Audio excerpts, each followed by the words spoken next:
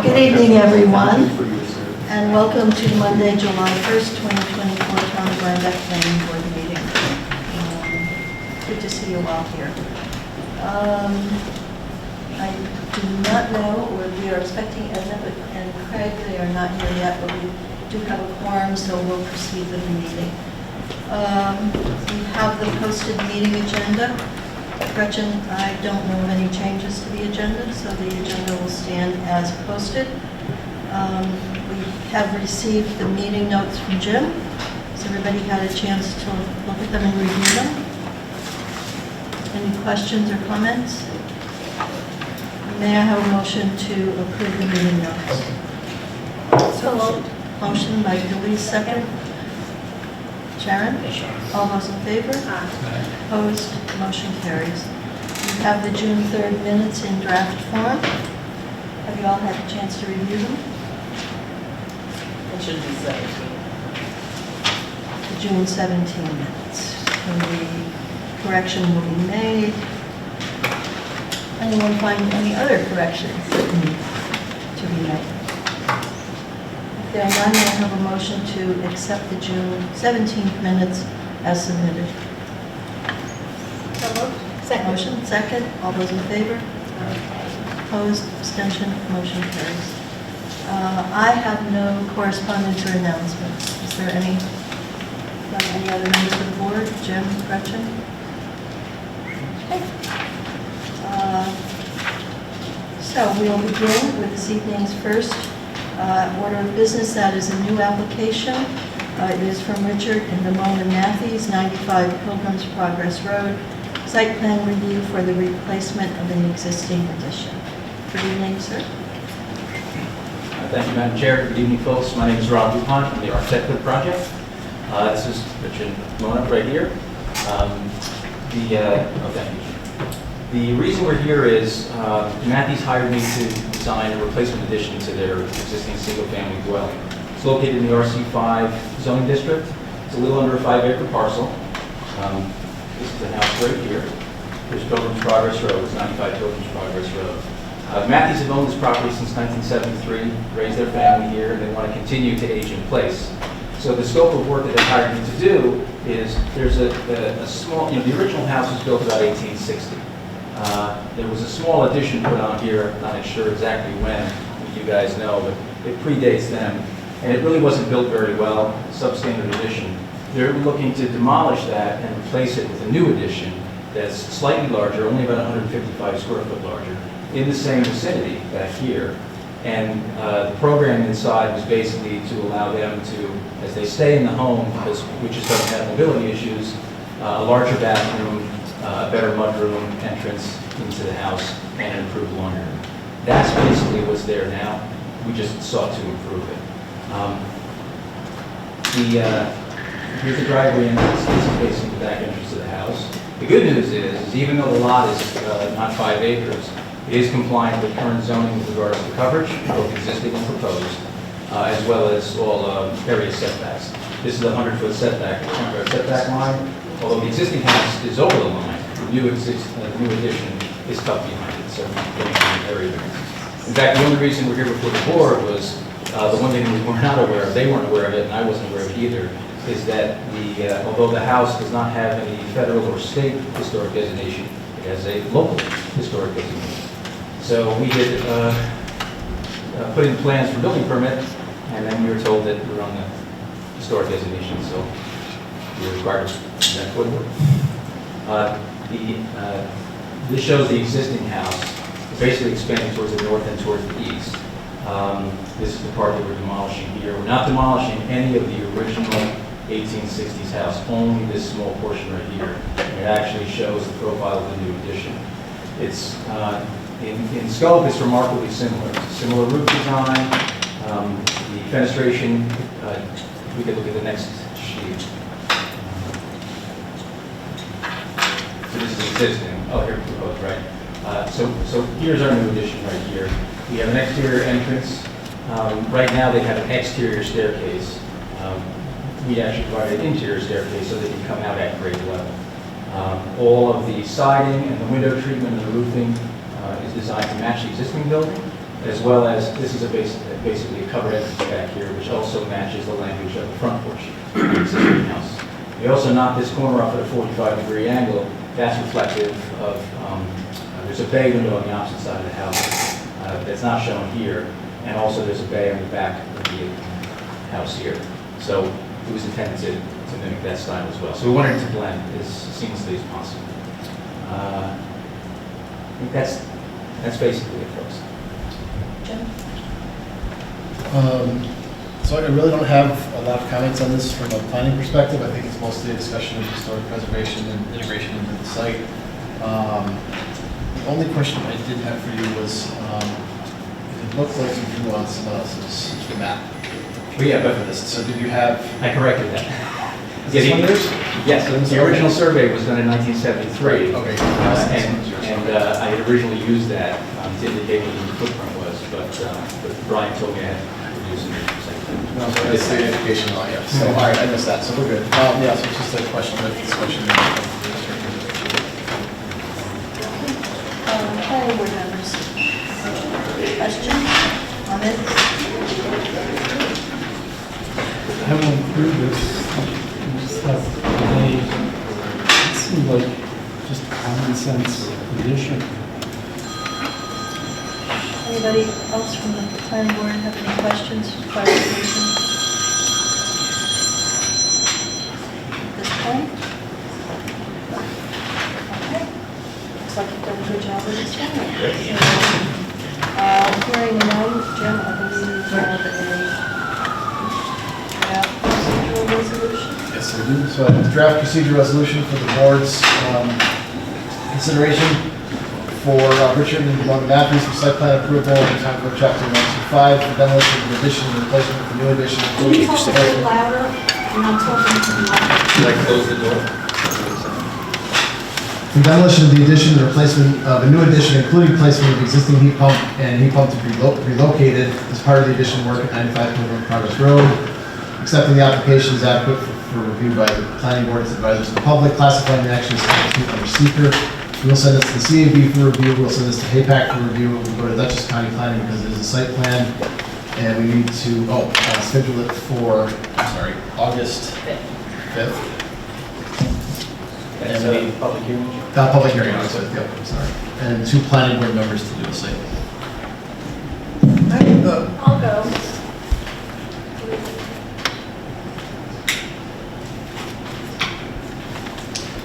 All right. So we're scheduling this for August 5th for the public hearing. And we'll be in touch with you. May I have a motion to accept the draft procedural resolution? So Motion, second by Sharon. All those in favor? Opposed, abstention, motion carries. So we'll be in touch with you to schedule the visit at your convenience and at the convenience of yours. Okay, good. All right, we'll Thank see you in both. August. Thank you.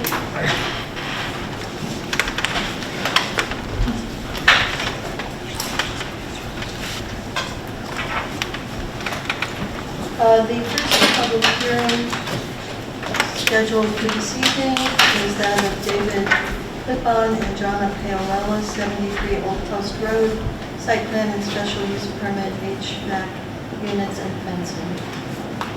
Is someone here?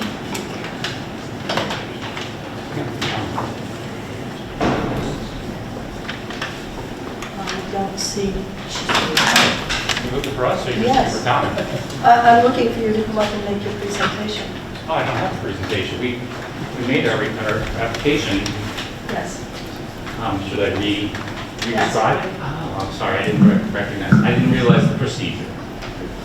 Okay, so this was some restoration that was done to the Van Steenberg house from 1850. That's on the local, it's on the comprehensive plan as a historic house, not on the state and federal registers. We did exterior work that included additions, adding 5 compressors and mini splits. 4 of those were 12,000. Each unit one was 18,000. 3 on the north side, 2 on the south side, and so that required a review by the planning board. That's where we're at. Also, we added screening that was non-compliant. We added 3-foot wide white fencing to match the exterior of the house, whereas landscaping is required. And so we're going for a special use permit as well. And I think that's everything. That's about it. We did review it at the last meeting. Okay. Jim? I have no new comments. I think, again, this one is a discussion primarily of historic preservation sensitivity to the property. We did discuss at the last meeting and in the pre-conference meeting that we had talked about maybe eliminating the fence and instead installing bushes, which would remove the need for the special use permit, but we decided to stick with the fences that are underground. Yes. So that's why we're here with the site plan and special use permit. I do have a picture.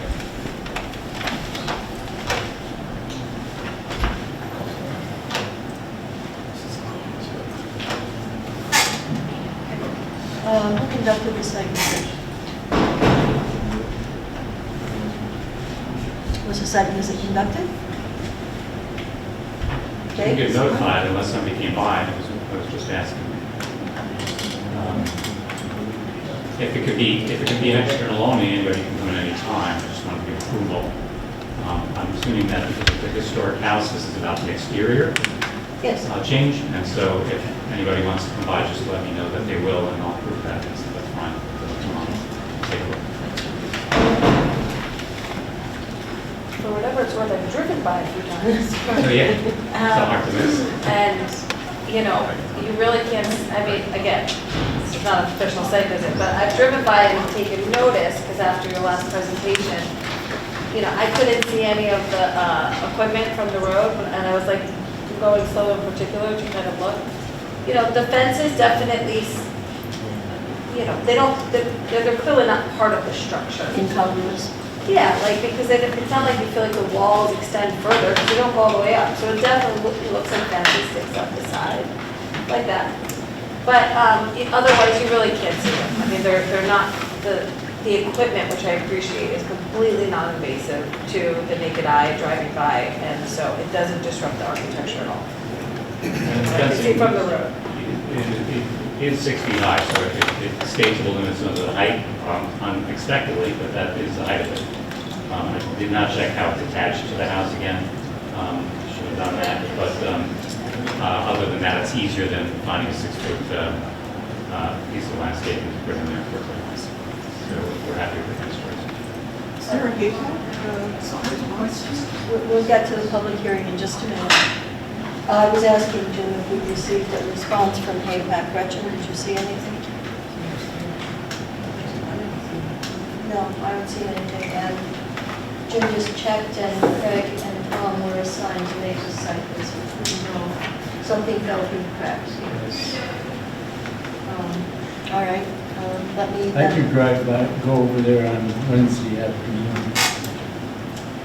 Well, let's open it up to any other questions or comments, and then we'll hear from the public, and we'll circle back. Anybody else, and anything at this point? Well, I have a comment. All right.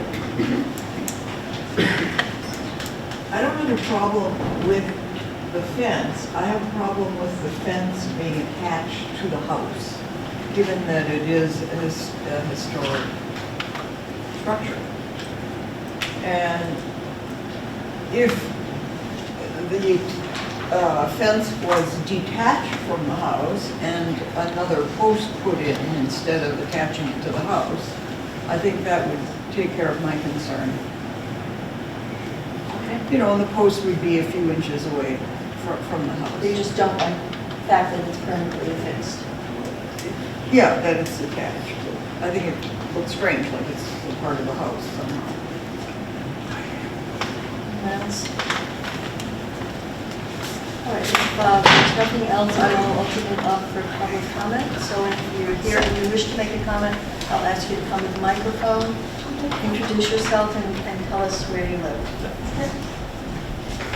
So, my name is Susan Katz, and I live on that road. And I would really appreciate if you guys could just speak into the mic so that I can hear you, all of you. You're talking to each other and not on the mic, and I can't hear whatever the conversation is. So I just want to put that out there. The first thing is, I'm not quite sure why, if it's historical, why the fence cannot be attached to the house? Is that some kind of, I don't know, precedent that's been set? That wasn't my initial question, but now I'm wondering, because it was brought up. So if the fence is attached to the house, what is the real problem? Usually when you're dealing with historic properties without going through extensive review, which we're not doing here with this particular application, and we would not want to add new structures or new parts of a building to a historic house without a thorough review. So once you start doing it, then you start changing the character and the visual characteristics of the house. So I'm assuming by your response that that fence was not there before. So it's not that it's grandfathered no, in. the fence was put up to hide the mechanicals Oh, I see, okay. as a screening for it. Okay, so, what I You just can want to see know. there's another image of it here. That fence is temporary? Just to No. hide the, Well, it's intended to be there, I presume, as long as those mechanicals are there. If they were no longer there in the future, the owner might choose to take them down, but right now they're serving the purpose as a visual screen. I see, okay. Am I correct? That's correct. That's correct. So, I'm really unfamiliar with all of this. Okay. But because it's on my road, literally, I just wanted to come and ask. So, what they're asking for are heat pumps to be put into the house someplace, is that correct? Heat pumps? They're there. Right, so the heat pumps, though, we're not gonna see it like on the road. It's just gonna be someplace in the house, or the basement, backyard, or something. Is that correct? If you look there, it's where they are. They're already attached to the building. They were, by error, they went ahead and attached them, that's why they're here. We're trying to go through this, and in order to screen them so that they're not visible to the public going by, this is their proposal for the fence they would like to leave in place. So we're discussing the appropriateness, the suitability, the look of this at this time. So the heat pumps were already installed, then a fence was put up to hide the heat pumps, Correct. and now we're just talking about the fence that's hiding the heat pumps? Yes. That's it? Is that it? We're legalizing the fact that in Okay. an ideal world, they would have come in and asked for planning board to review this in order to be issued the approval to go ahead. They inadvertently did the work, now we're legalizing it. I don't think there's any question about the pumps themselves. The question, I think, that's before us now is simply about the fence. It's a solid fence. We don't normally like solid fences that don't allow translucency. But we're looking at that when we're looking at the fact that it's attached to the building. So that's the conversation that's taken. Thank you. So I just want to add my 2 cents then, which is I do live on the road. I see it all the time, and it's not offensive to me, and I didn't even know that it was not part of what was supposed to be there. So I just want to say that. Thank you. Anyone else from the public? All right. Planning board members. What are your thoughts? We can continue the public hearing and reschedule the site visit if you think that that is warranted, or you can make another observation and recommendation. I don't have a problem with the fence being attached to the house because it could be unattached at any time. So I don't have a problem with it being attached and moving forward. Dave, the suggestion that Edna made, would that suggestion also be acceptable to you, or do you want to stick with what you've got? Well, I'd like to take a look, maybe just a bracket. I mean, I understand the bracket means connecting it to the house, but if removing the bracket is enough to sustain a standing fence without 2 posts, that would be fine with us too. Well, that would sort of take us, I mean, it's already there. So Yeah. let's be honest, it's there. If we continue the public hearing and allow for the site visit to go forward and that conversation to take place, it's not holding you up on anything. No, I invite the site visit, and we can take a look together to see how it's attached to the house, and if anything needs to be done. I prefer to keep it the way it is. I don't see it as being, and I don't know that that's a requirement, I don't understand the rules, but I'm willing to have the visit and see what we're doing there. Okay. Tom, are you willing to take the lead on, Yeah. if we continue it a step? You're going to have to talk to Craig and talk to Dave about setting a time that you can both go. So you need to schedule it, not just go on your own. Okay, I can't just schedule it. You can schedule, but Craig is Yes, also to be assigned to involved. go. So Okay. unless somebody else wants to take Craig's place at this point. I don't think I just in the house during this sort of Okay. So. All right, we'll communicate with Craig and see what the issue is and also why he's not present tonight. We'll follow Okay. Did we request PayPal to give us a response? Okay? Thank you. Jim? Crazy. Okay. All right, I apologize. Jim said Craig indicated he wasn't even here, so may I have a motion to continue the public hearing and to have the site visit rescheduled to include Tom and Craig? And they'll come back to us at August 17th, or August what? August 5th. Can I have that motion? So moved. Second? Second by Edna. All those in favor? Opposed? Abstention, motion carries. Thank you, Dave. Thanks for your patience with this. I apologize. And Gretchen, as to when the site visit will occur? Yeah, Gretchen will remind, she does a pretty good job of reminding folks, so she'll remind Tom and Craig, and they'll be in touch with you. Thank you for your patience. Thank you. Thank you for your patience. Thank you. The second public hearing this evening is for Alexander Wright, 23 Buist Road, site plan, special use and wetlands permit, tree removal and light brush clearing. They have nothing new. Hmm? They have nothing new. And this is the one we're waiting for, Labella, and they were going to be talking about that zoning as well. And then everything's going to be sent to the neighbor. Okay. Have they asked for a continuation? He wrote an email saying before he asked for it, but it. So just look at what's All right, well, I don't think they were going to be having.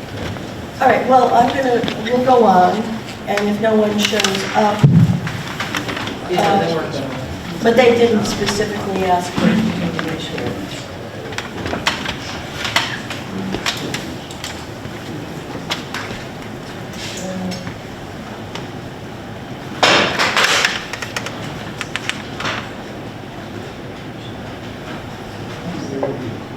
You can go to the next. All right, I'm going to continue, and we're going to just hold this, set it aside in case they show up. Moving on, Mike's Tree Service. Excuse me, continue to when? I wasn't going to continue it, I was just going to go on to the next order of business Okay. and give them a little more time if they're running late.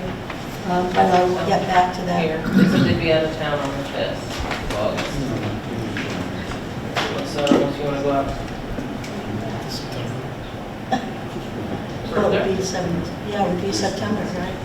We'll certainly not be having this done in 2 weeks, so we can do it 2 weeks. We're not gonna have anything somewhere in 2 weeks, so it's gotta go.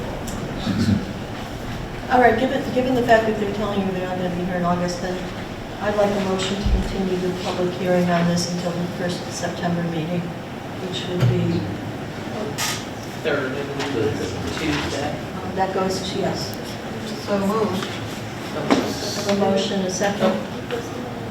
Yes. I got a question. Okay, you're right. It's a public hearing, so let me ask planning board members, there's no new information, but if you have any questions or anything you'd like to discuss, all right. Now, if you'd like to come up, I'll open it up to the public. Sir? Yes, thank you. Robert Quincy, 3 Drive, Rhinebeck, New York. We were here last month about this issue. they were supposed to hire a third-party company to do some evaluation of what's going on because we're getting flooded. I want to know if that third party reached out to the town and gave any information to you guys on why we're getting flooded and the reason why, what's going on at that property. Because that property is in violation because of the work they did, without any permits. So I just have questions on what happened to the third party. I think what Gretchen was saying is we've not received reports Okay, from those third parties, which is why okay, we're continuing, we're making this decision ourselves because they aren't here to represent that. But we can say with certainty that we've not received reports from Labella, which was the company they were working with, and Hudson. now is Rebella working together with the town as well, or just with them?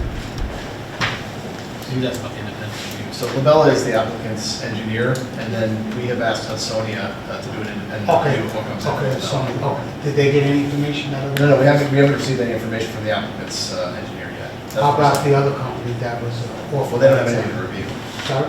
So Labella, the applicant's company, is going to put together the information, Okay. provide that to the town, and then Okay. the town's asking a third party, that we've asked to review that information for us and get that back. But we don't even have Oh, the applicant's I- information I- yet for that other third party to take a look at. Understand. May I ask a question? The question is for you.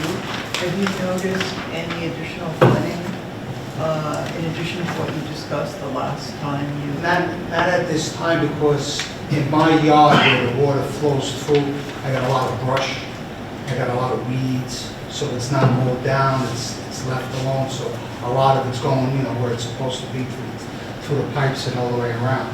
So I'm not getting any excess water there right now. It's been very dry, we've been getting a few rainstorms for like 35 minutes and they go away, but no consistently with the rain. So I don't know until it starts raining consistently what my yards will look like, because I provided with the pictures. It looks like I have lakefront property, and I'm not in the flood zone, So I was just touching base for my records, my knowledge of what's going on, because I know they're not gonna be here next month as well, so now it's gonna get pushed another 2 months ahead, so, you know what I mean? So it's like, I was just curious. The reason I ask is if a neighbor is being hurt by something that was done without a permit, and we don't know when they're going to do the work, the engineering work, et cetera, then I wonder if that's an issue for our zoning enforcement officer, just to make sure that this moves along and. He's involved, he knows. John, are you ready to make a comment? Yes. Okay, and then maybe we'll get to John and give us some of the information. Okay, thank you. So everything that's been said with regard to this being a violation is true, and there's no incentive or little incentive on the part of the applicant to keep this going. My suggestion to the board is that the applicant be sent a letter from the board, confirming on the record that nobody attended this meeting and that the board has yet to receive the planting and remediation plan that was requested by the board. If you're comfortable with it, you can remind the applicant in this letter that they continue to be in violation and that the violations accrue on a daily basis along with the fines that attach to those violations. So the passage of time does have a consequence. So that would be my suggestion to you. I can assist you in writing that letter if you wish. Questions? Comments? Is it appropriate to ask for a response and an expectation of when we can hear from Labella? Yes, and I would advise them that, they've been placed on the September meeting, and the submission date for that meeting is X, and that the board expects to have a submission prior to the submission date.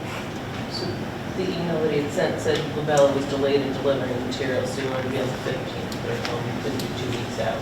That's when the August 5th came in. They're not going to be here. He was going to reach out and see if they could show up and represent them that night, but I haven't heard anything back. Okay. So, I think we should bump up the date. I think it should probably give Hudsonia several weeks to review it.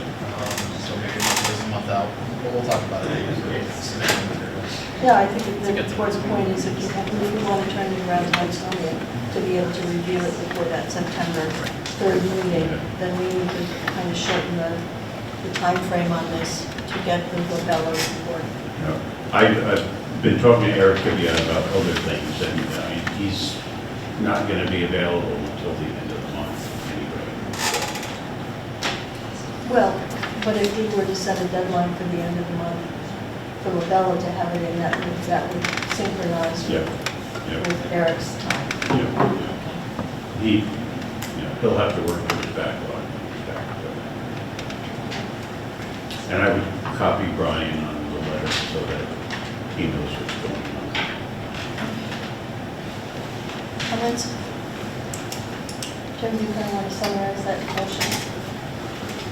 Well, there's a recommendation that the board send a letter to the applicant noting they're not being in attendance today. They need a copy of the remediation plan, reminding them they are in violation, and that every day that passes includes fines and other elements related to that violation. We will put together a timeline of when we would like Lobella to submit materials and then be reviewed by Hudsonia, the third party. The town's requesting to take a look at it. We'll copy Brian on that and try and make sure we have 7 weeks. So that's the recommendation that we'll include. I don't know that that needs to be part of the motion to continue the public hearing. Is everybody in agreement by consensus with the recommendation? Yes. Could I have a motion then to continue the public hearing until the September 3rd meeting? Motion, second. All those in favor? Aye. Opposed, abstention, the motion carries. The third public hearing this evening is Mike's Tree Service, Route 9, site plan review, use of front office as a medical office.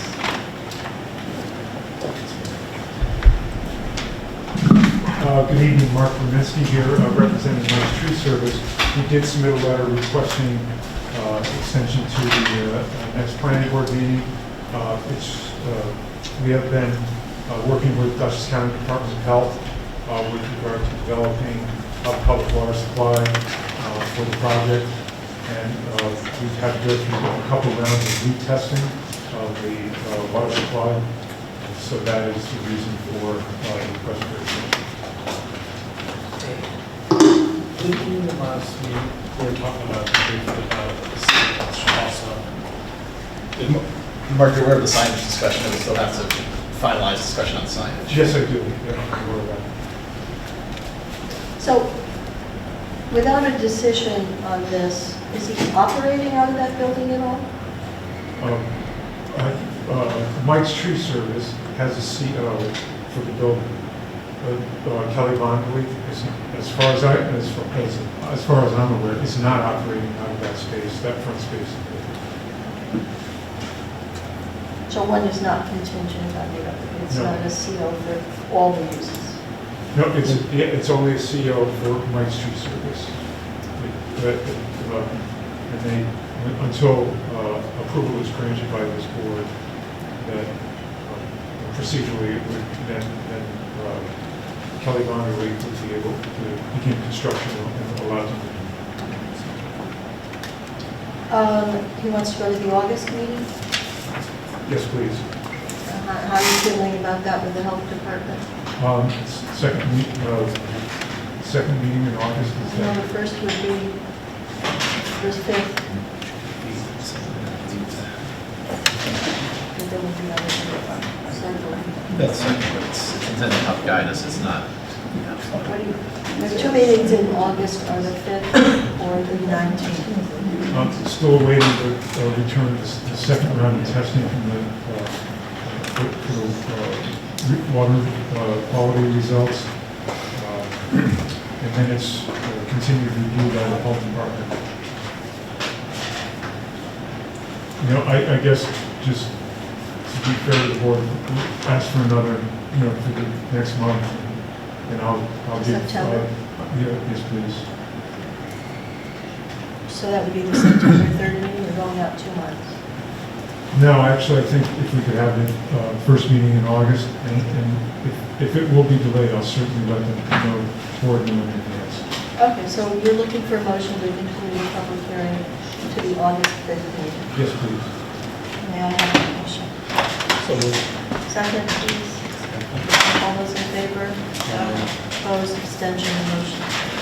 Thank you. All right, don't go far.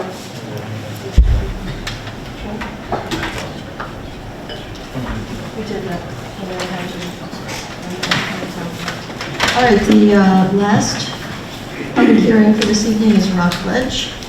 It hasn't moved, it's at 492 Accurate Hook Road. Site plan approval, special use permit and wetlands permit for condo units. So I'm recused. Thank you, Edna. Edna, let the record show Edna has recused herself. Good evening, Mark Kaminsky, representing Rockledge Project. With us this evening are the consultants and project team that have been working on this project for several years. And just a question for the board is that there's a couple documents that we submitted in advance of this meeting. One being, my office had prepared a general outline, a shorter version of, the project, brief description of the project history and also where we are to date. And then also, we submitted a document to this board, a response document to the various concerns that have been brought forth in this application. And so we're also prepared to discuss that in detail with the board. As I mentioned, members of the project team are here from WSP with regard to water supply and also wastewater treatment and disposal. That Rhinebeck is here with regard to environmental aspects of the project. We also have our project attorney is also here for discussion, and then also at the request of the planning board, representatives from the Dutchess County Water and Wastewater Authority are also here to provide just allow for discussion with the board as any questions may arise. So I'm prepared to, like I said, a brief outline of the project, and then follow up with Seth, who's going to go through the project response, the response document that we prepared. I want to make sure, since we have representatives from the wastewater here, that we have an opportunity to talk about the recently received traffic study and the report from water and wastewater. So, I don't want... Can you speak into the mic? I can't hear you. I'm saying that I want to make sure we have enough time to go into the recently received traffic report and the water and wastewater. So I think those two reports are going to be important, that we have the time to do that. So, the response to the February special meeting is lengthy. I'm just going to encourage you. It's not to say we're going to shortcut any of the conversation, but, I don't think we need to go through line by line with that report. So I'll let you start and we'll take it from there. I'll take you quickly through just the project history again and how we progress. Excuse me, can we request that those two things actually are presented first, instead of a reiteration of what has already been presented at least twice? In terms of a review? I've asked, what I've just done is ask Mark to go through the I realize parts, that. and that's where we're going to go. I'm not asking him to go through it in all of the detail that you've heard before. I am asking him to go through and present it in context at this point. Thank you. Next slide, please. So project scope. This application is twofold. It starts with a 3-lot minor subdivision. 3 parcels being created. The first parcel is for the adaptive reuse of the manor house and the stone cottage. That's a total of 6 units. Parcel 2 was also created for adaptive reuse of the stone barn. There's 2 units located in that structure. And then parcel 3 is the adaptive reuse of the carriage house and dormitory with new condominium construction. So there's 7 condominium clusters, 4 units each, 28 units, total of 36 3-bedroom condo units for the project. So that is an all the development takes place in this area right here. Each of these parcels are legal parcels, legal lots that are conform to the town of Rhinebeck zoning code. Also, along with the 3-lot minor subdivision, the site plan special permit and wetland permit also associated with the project. In addition to that, because of the parcel configuration and the adaptive reuse of these parcel 1 and 2, there's an application pending with the town of Rhinebeck ZBA with regard to parcels 1 and 2, and it's basically a unit shift due to the size of the building. A larger number of units being developed in the manor house. And then ultimately, code allows 4 units per parcel, and there's a request for area variance, shifting 2 of those units to the manor house.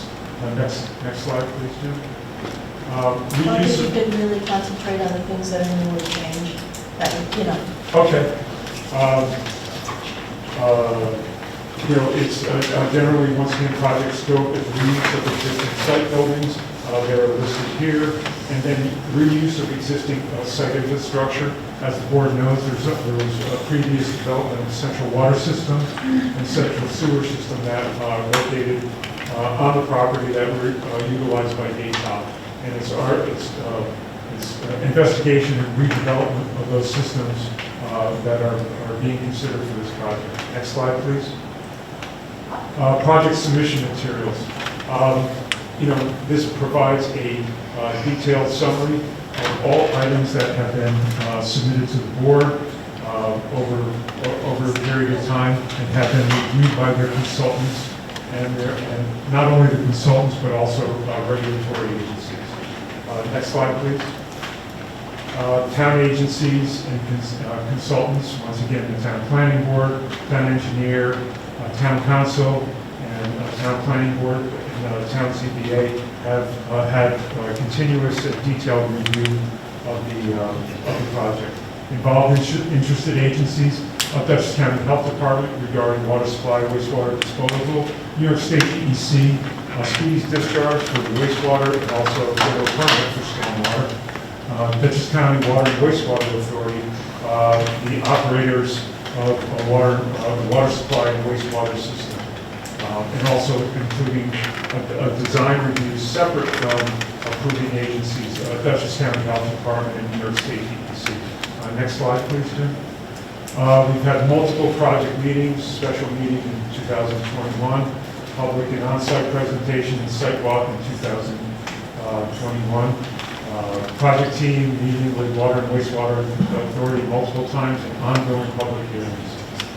Additional submissions, the ROC team wedges we provided response, recent response to public comments April 22nd, 2024, and response comments from the planning board and public for the Water and Wastewater Authority June 17th, 2024.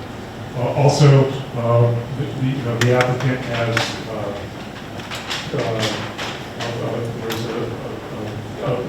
Water and Wastewater Authority has provided a response to public comments, that's June 11th, 2024.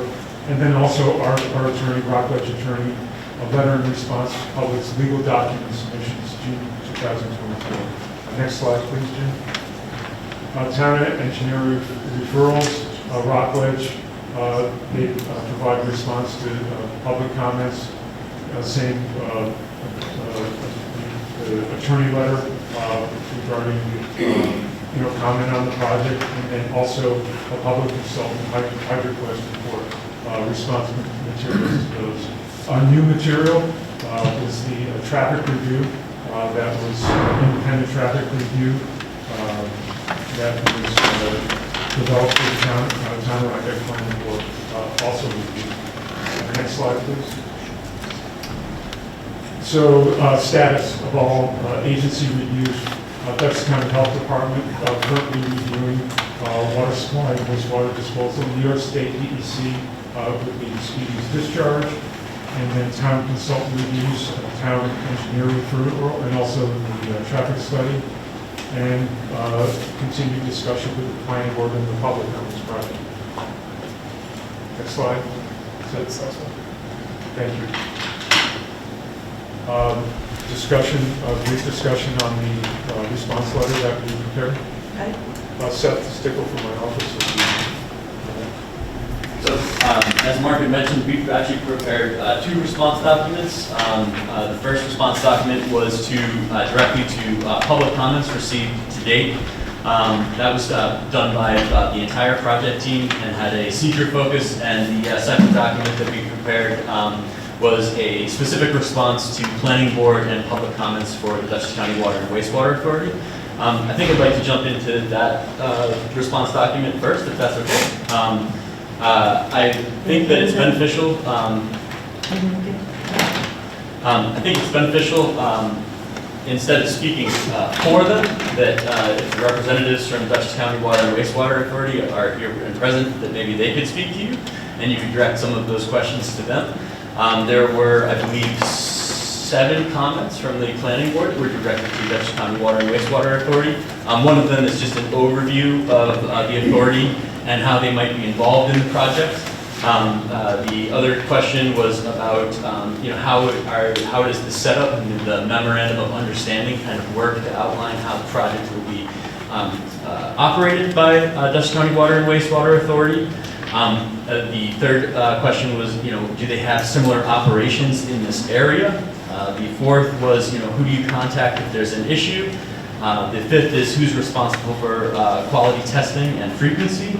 The sixth one was, who ensures that the system is designed and operating correctly? And then is there a regular reporting agency like the DEC or someone who operates that? I will speak to these items, but like I said, since they are here, I don't want to speak for them. So I don't know if the representative from Water and Wastewater Authority would like to address this. I know that they also submitted a memorandum. We had provided the questions from both the public and the board to them, and they had done that independently. So I think I'd like to offer them the opportunity to do that now, if that's okay. All right, I'm just checking. I believe all the planning board members have received those responses. And so, Howard, I'd like to hear from them, and I'd like to then have the opportunity for planning board members to ask their questions. We will get to public questions later, but I'm going to keep the conversation initially, both in this and the traffic study, strictly with planning board members and allow them all the time they need to be able to understand the excellent report that was submitted by Water and Wastewater. So if you guys are comfortable, I would ask if you would be willing to come up and run through those responses for us. Just to add, there are also a section of public comments. We did respond to those, and the WSP team and ourselves are here to address those. But first, I'd like to turn it over to Vanessa and Jonathan from Dutchess County Water and Wastewater Authority. And welcome, Vanessa. I believe you were the author of the document we received. Yes. So I'm Vanessa Greatline. I'm a project facilitator with Dutchess County Water and Wastewater Authority. Yeah, so sorry, I wasn't super prepared to give a public presentation. But so we own and operate 31 water and wastewater systems, ranging in size from, we have, I think our smallest is 20 customers, and the largest being in the range of 10,000 Hyde Park.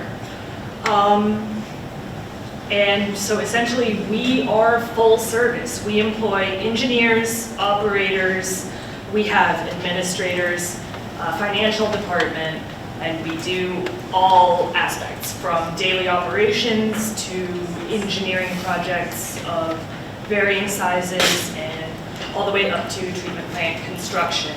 Our role in this, we are not the applicant and we are not here in support of the project. We are here to let you know that if this is approved and if it is constructed, that we will be taking over ownership and operation of the water and wastewater systems. That is established in a memorandum of understanding that we have with the Rockledge project team. Did I hit everything right? We want to just Jonathan. If we can, you got your document up here, and perhaps we can just scroll through that and. Sure. Yeah. I'll be better at answering questions than giving a spiel too. Yeah. Would you like to spiel? Please. I'm going to bend down so you can hear me. Let me know if you can't hear me. Yeah, probably. This one? Or you take it right off and hold it. It's okay It's to modify? detachable. Great. So it's here.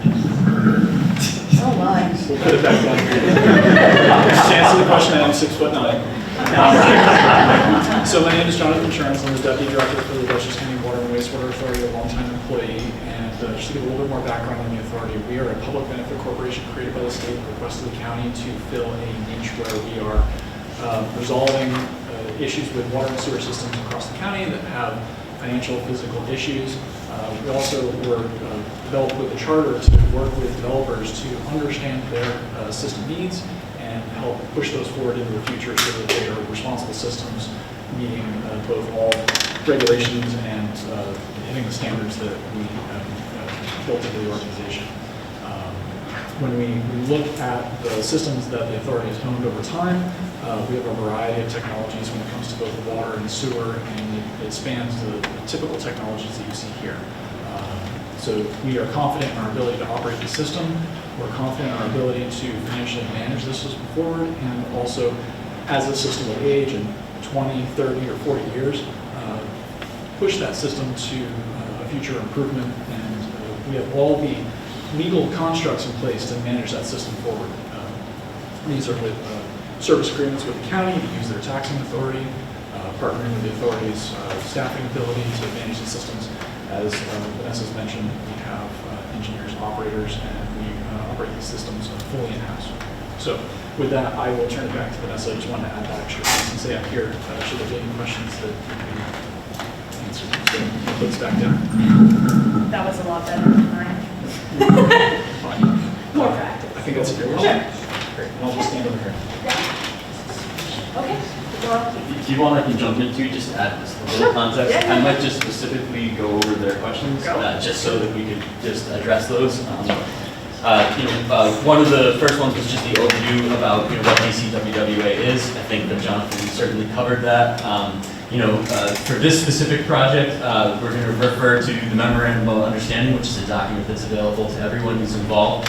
It outlines the specific kind of guidelines that allow the agreement to occur. So there are specific things that Dutchess County Water and Wastewater Authority needs to be able to maintain these facilities, operate them, and get paid for them.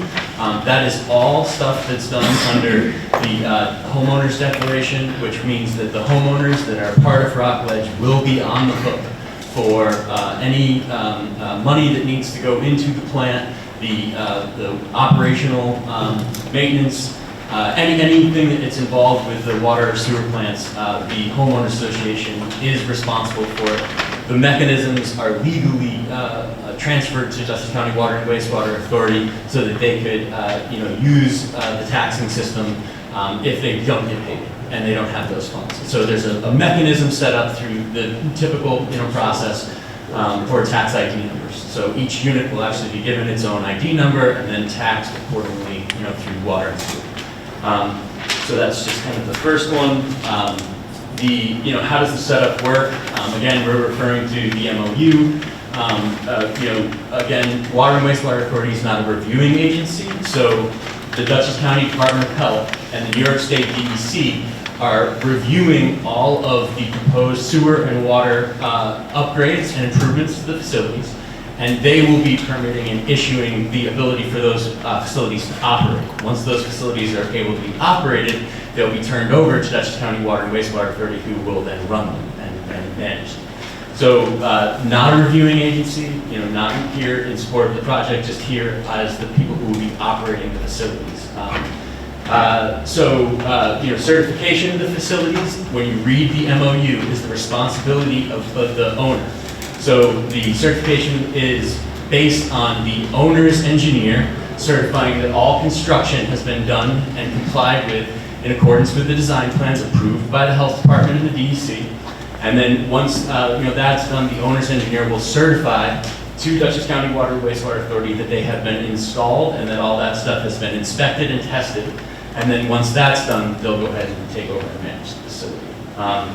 So how many similar operations do they have in the county? I'm just going to name the ones that are close or adjacent to.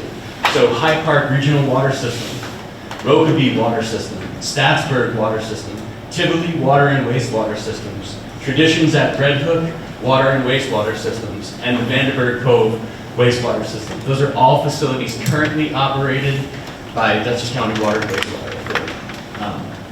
There's a numerous list in our letter as well. There are other places north and south of here. Actually, mostly south of here. So how does someone contact them? That's been important. In our memo, actually, Jim, on item number 4, you'll see that for all emergencies, the authority can be contacted Monday through Friday, 4 p.m. at a number that we've listed. They can be contacted on Saturdays and Sundays by an answering service.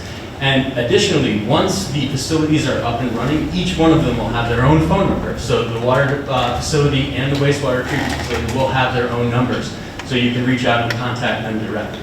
There's also an email for the Water and Wastewater Authority. Once established, anyone can reach out to all of those different points of contact. This is typical for all of the operations that Dutchess County Wastewater Authority manages. They do have phone numbers that you can call for each one of the types of facilities. So who's responsible for water quality testing and what's the frequency? So the New York State Drinking Water Program, Part 5, establishes a schedule and the requirements for sampling and reporting. This is done after the Dutchess County Health Department has reviewed all of the materials and issued them, deemed them complete and issued the permit to operate.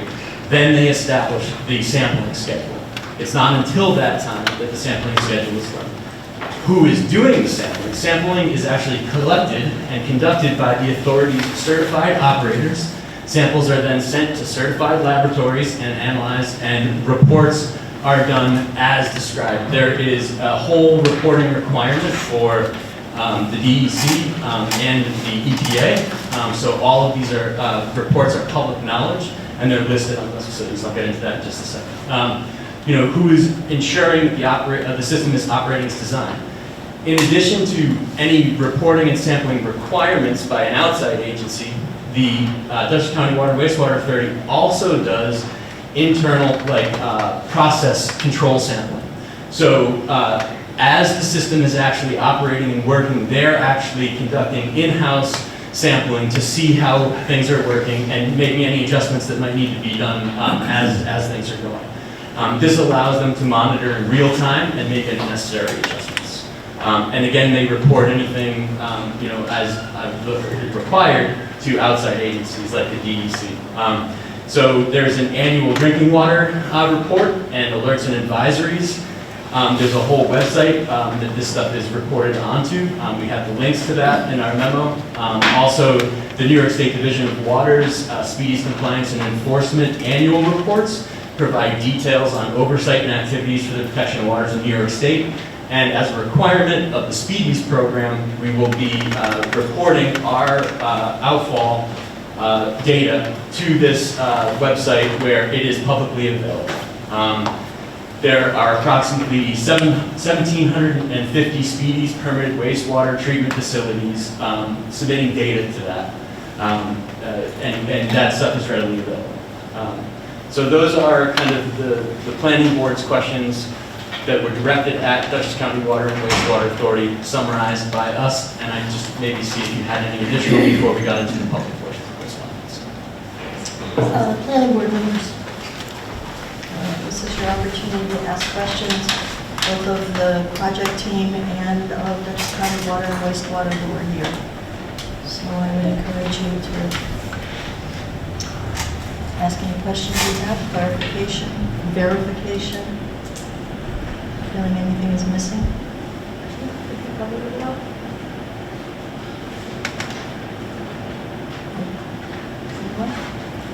Jim? John? Hi, Melody. Yeah, I wanted to raise a question that was in the report but wasn't discussed in the presentation. John, you might want to, I'd like to get you on the video. It's okay.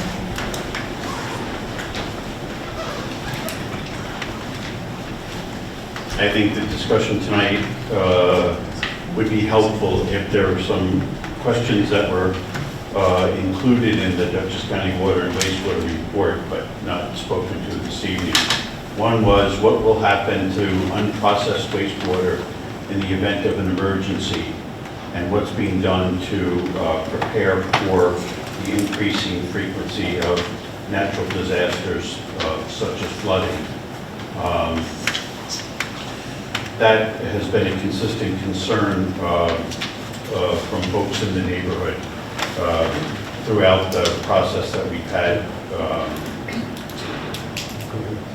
so far. There's also a question, what assurances can be given that the processed wastewater flowing into the intermittent tributary of the wetlands feeding the Fallsburg Creek will not be harmful to fauna, flora, or people? Excuse me, John, don't mean to interrupt. We just went through the section that was the planning board section. These are part of the public, and we will certainly cover these as. Okay, I just wanted to make, one of the other ones was odor. I just wanted to make sure those get covered this evening. Understood. Yeah, Appreciate it. Thank you. What was your proposing? I mean, I'd like to We hear- just went through the section of the comments from the board Right. to Dutchess County Water and Wastewater Authority. I'm certainly prepared to go through the section that the public had asked for. which Before you addresses speak a lot. into the mic, we can't hear what's going on. Do you want to also move forward? It might be easier for you to hear. No, the it won't make a public. difference. He's facing you, not us. Is that, I guess where I'm going here is, do we want to hear all of the responses at one time? It makes more sense to me to have that happen. Then they're here to address any of the things that were raised by the public in addition to the planning board. Let's get it all out there. And then we'll move into seeing whether planning board members have comments around those issues. And then we'll move ahead. Sir, understood. Jim, page 3 of our report, this would be the public comments number 1. Following along. There's a lot of technical information in this section, and I'm joined by some wonderful colleagues from WSP who may be able to add certain details and actually did prepare some of this material, so I'll ask if any of them feel like they need to step up at any time to assist me in answering these questions. Please feel free. I'm going to just go through it. When Daytop was operated, there was an unpleasant odor. Sometimes one passes the village of Rhinebeck wastewater treatment plant, you notice an odor. Will the refurbished rock ledge plant generate an odor? Upgrades are being proposed to the design. It's a multi-stage treatment and includes odor control. It's a refurbished wastewater treatment plant that should not generate odor. However, an odor control system is being included to mitigate any of those odors. Additionally, existing failing cover on the sludge tank may have been the culprit for the previous odors. We are proposing to cover that sludge tank. If there's anything else to add about the types of treatment and you wanted to get specific, please do. Wait, I don't want to have them jumping up and down every time. I'd rather you go through all of these that they might address, Sure. and then when they come up, they'll be up there once. I Okay. don't want this. Okay. There is additional technical detail that could be added by WSP regarding orders. Item number 2, natural disasters such as flooding. If there was something a flood was to occur or something was to happen at the wastewater treatment plant, what would happen? We reviewed and have reviewed as part of any planning process whether the project is in a mapped flood area. It is not. The project is located in Zone X. It's another area. It's areas that are determined to be outside of the 0.2% annual chance of flood. So no, we are not in a floodplain. The treatment plant is not in a floodplain. During past storm events, such as Irene or Sandy or Ida, all hurricanes where localized flooding was significant, there was no impact to the Rockledge wastewater treatment plant. Additionally, the plant and treatment components are located at an elevation of about 390 feet above sea level. The nearest water body, which is wetland KE31, is located at 374. So doing a little quick math, that's approximately 16 feet above the nearest water body. So there hasn't been historically any flooding, and we don't anticipate any in the future.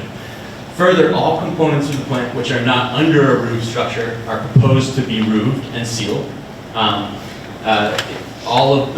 As well as there is an off-grid emergency generator and on-site fuel storage, which means that constant power is supplied to the plant no matter if there's any interruption in the grid. So in the event of some sort of power disruption, the automatic generator kicks on and the plant continues to operate normally.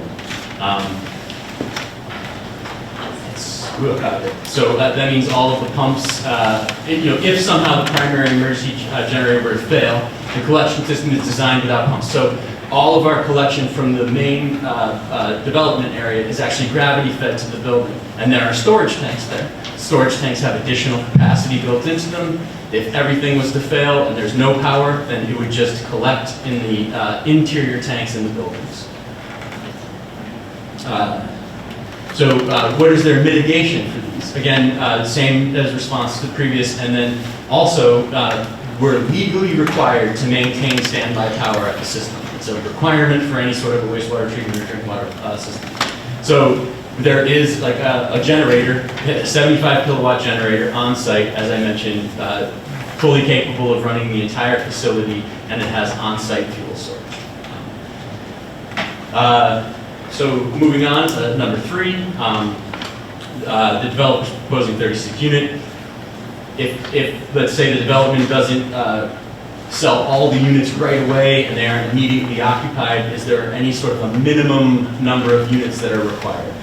So this treatment process is actually a biological treatment process. So it's a rotating biological contactor. So it's a system that can actually be operated in a fluctuating inflow condition. So if there is not a lot of organic loading or hydraulic loading, then it is possible to introduce some in. You feed the plant. You're working with a live bacteria on these contactors.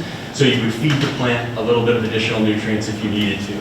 So build out can occur as it's necessary. As each unit comes online, it can be then operated and sent to the facility, and the facility will be able to deal with any fluctuation in that. So there is no minimum number of units then. There is no reason for an alternative because the minimums are met. And then the last part was, can we utilize potentially some sort of a in-ground kind of on-site system? And in this case, due to the soil conditions on site, the rock conditions on site, as well as just the sensitive areas that would require disturbance if you were to propose those, it's not a viable solution. And that's kind of the final portion of that question.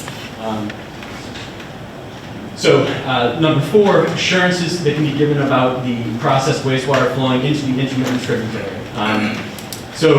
This question gets a little bit technical about what is required by code to be treated in the wastewater, but really there are no commercial kitchens or food preparations or any of those kind of things in the sanitary effluent stream, so we wouldn't anticipate having any of those things in the facility. It's entirely domestic use, just like a residential home would be. The discharge is required to meet the SPEEDY standards. Those SPEEDY standards are listed in the table here, and those are the minimum amounts that are allowed to be in your treated wastewater. So we will meet or exceed these, and ultimately it has been noted that the potential is that the water that's coming out of the treatment plant may actually be better quality than the tributary that it's receiving. And that is typical for most wastewater treatment plants because the standards and the type of equipment that's used today process very high quality water. So we don't anticipate seeing anything that wouldn't be in the wastewater stream in the outlet of that, and therefore we wouldn't see any issues with discharge into the tributary.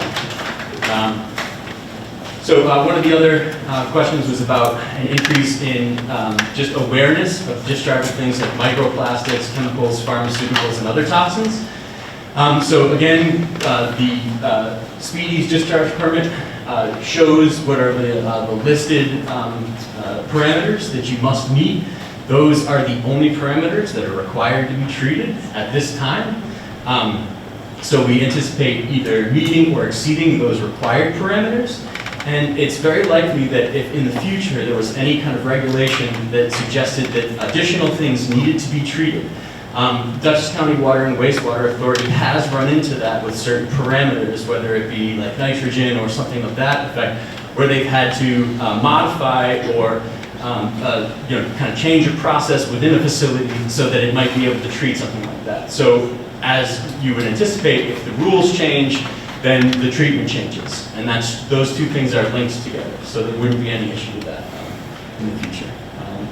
So there are also, other kind of details that are been provided about the various types of things that were discussed, and I'm not going to get into those specific details.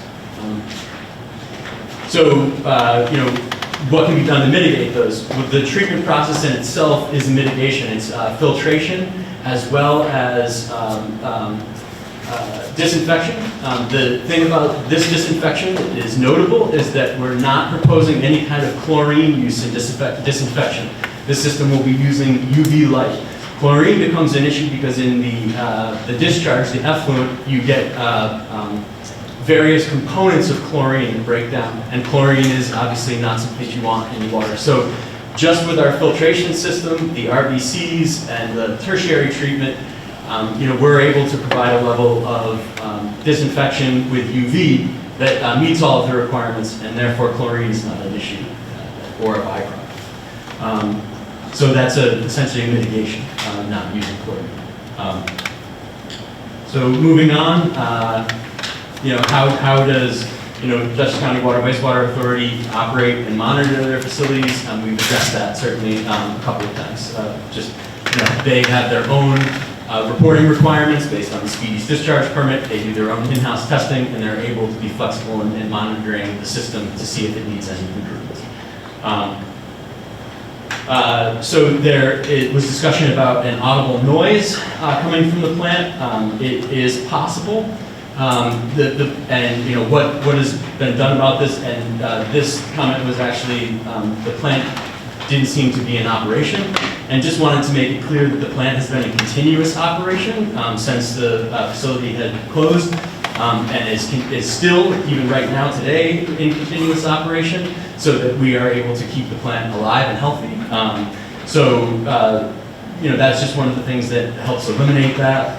And the air conditioner noise that was emanating is probably from a shredder, and in the inspections that WSP has done to the plant and in some of their proposed upgrades that are shown in their engineer's report, they had indicated that that shredder needs to actually be replaced, and it's part of the program for the upgrade of the treatment plant.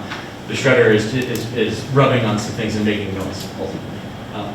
So it's believed that that was probably the source of the noise.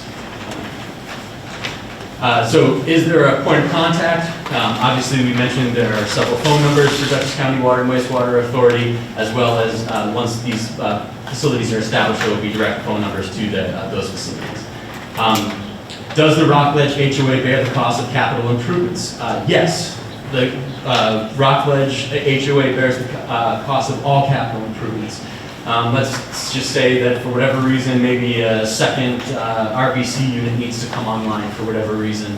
That would be something that the HOA would bear the cost of, spread out equally with the mechanism that Dutchess County Water and Wastewater uses through the real property taxation to leverage the existing lots to pay for whatever is necessary.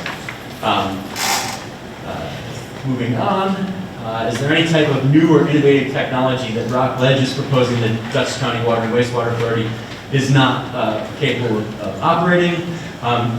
Dutchess County Water and Wastewater Authority is very familiar with all of the technologies that are being proposed. The technologies that are being proposed are actually well researched and utilized methods of treatment, and so they're very confident in their ability, and nothing that Rockledge is proposing is anything that they wouldn't be able to operate. Has Dutchess County Water and Wastewater Authority overseen any building or maintenance of facilities like this? Vanessa answered that, and that their facilities operate for whole communities as well as small developments up to 20 people. That would certainly be possible.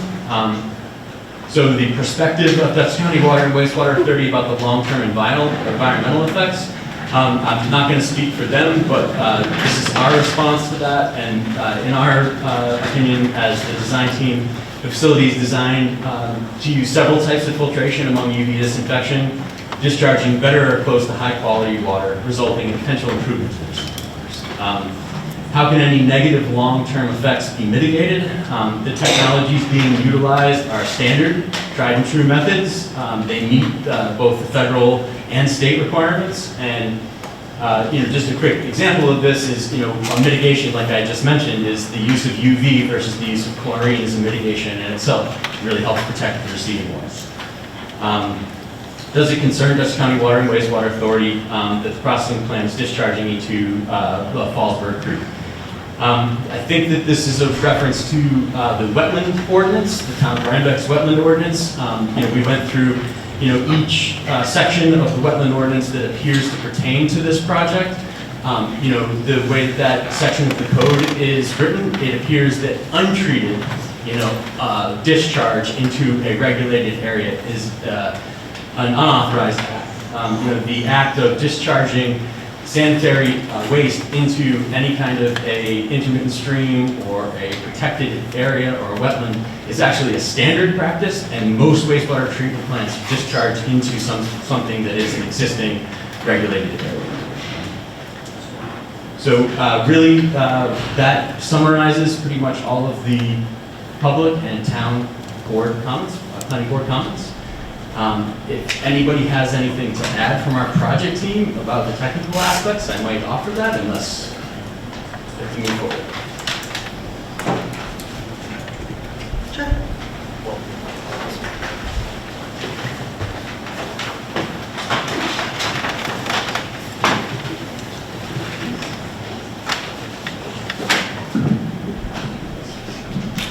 Darren Sylvia, I'm from WSP. I'm an assistant vice president and water resources engineer.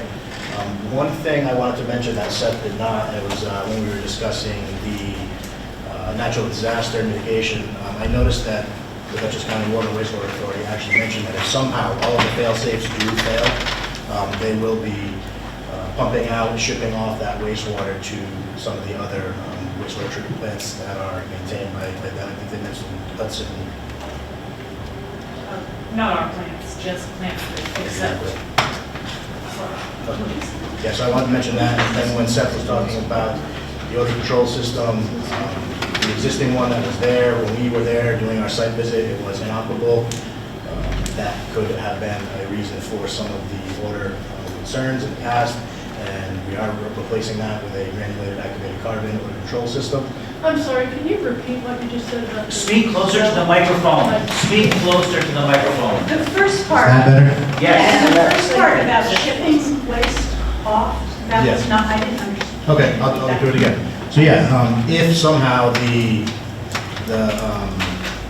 emergency generator fails, there's no other way, if we've exceeded the capacity of the storage that's there, that waste can then be pumped out and shipped off to another wastewater treatment plant that would accept it, thereby giving you a means and timing to get the plant back to be operable before continuing. The other thing I was mentioning was the odor control system. The existing one, when we were there, was inoperable. We are proposing to replace that with a granulated activated carbon odor control system. That should help to mitigate any potential odors that come out of the sludge tank. And also, we're replacing the shed, if you will, that's over now, the enclosure, with a new one. So that's really all I had to add to what Seth said. I don't know if there's mentioned some questions that you folks might have. And anything else from your colleague? Walter? Anything you wanted to add? Only a few words about odor and noise. Walter Mahoney, WSP USA. I'm a wastewater process engineer. And regarding those two issues, odors from wastewater occur when raw wastewater is in lacks the oxygen, right? It's in an anoxic state. What happens to the biology that's present in the raw wastewater is that it goes into a different kind of metabolism that does not consume oxygen, but it stops doing that, and it's converting carbon into methane, CH3. That's often the source of odors. Originally, this may have been caused by inadequate aeration of the flow equalization tank. That's where the raw wastewater flows. It's a buffer tank. to accommodate changes in flows. That was not properly aerated during when the facility was in operation. We are mitigating that with the correct aeration equipment for the heat coolization tank. That should certainly, that's our first step in eliminating odors.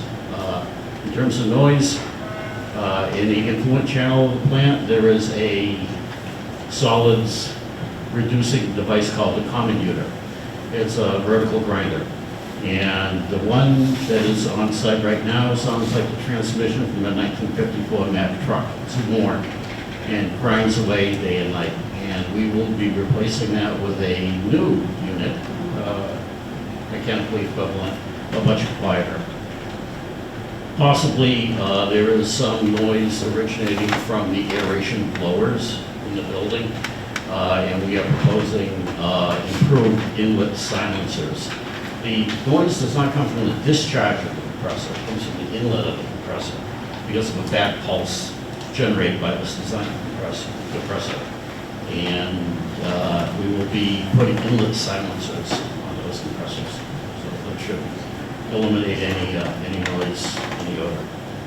And if I recall correctly from the responses from Dutchess County Water and Wastewater, you were very sensitive to the notion that your employees would be subjected to inappropriate noise, and I believe you commented on that specifically.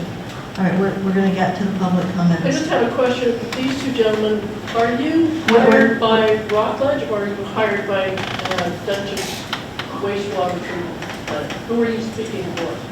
They are the engineers of record on the project for the applicant. So they're being paid for by Rockledge? Yeah. Okay. Because we really haven't heard from the experts there. Well, actually, they were, when we had the meeting in February, I believe one of you, somebody from... These two people right here. I'm asking if someone We have from... not heard from them. We've heard from everybody else. If I may. Yes, you may. Yes, you may.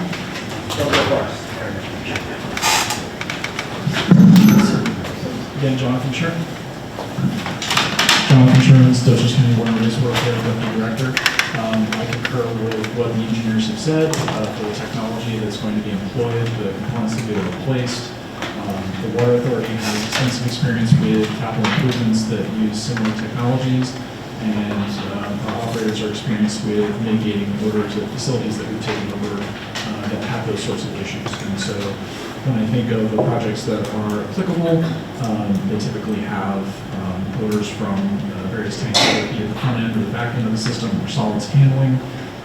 Our operators have managed those issues and resolved community complaints within our Greenfield system, Tivoli, Dalton Farms, Chelsea Cove, but always keep in mind that any wastewater treatment plant is dealing with a particular product that does generate odors, and so at some point there may be odors, but we are responsive to community concerns, and then we respond to those by mitigating. The technologies that are being employed as defined by the engineers are appropriate and match with similar technologies we've employed in other locations.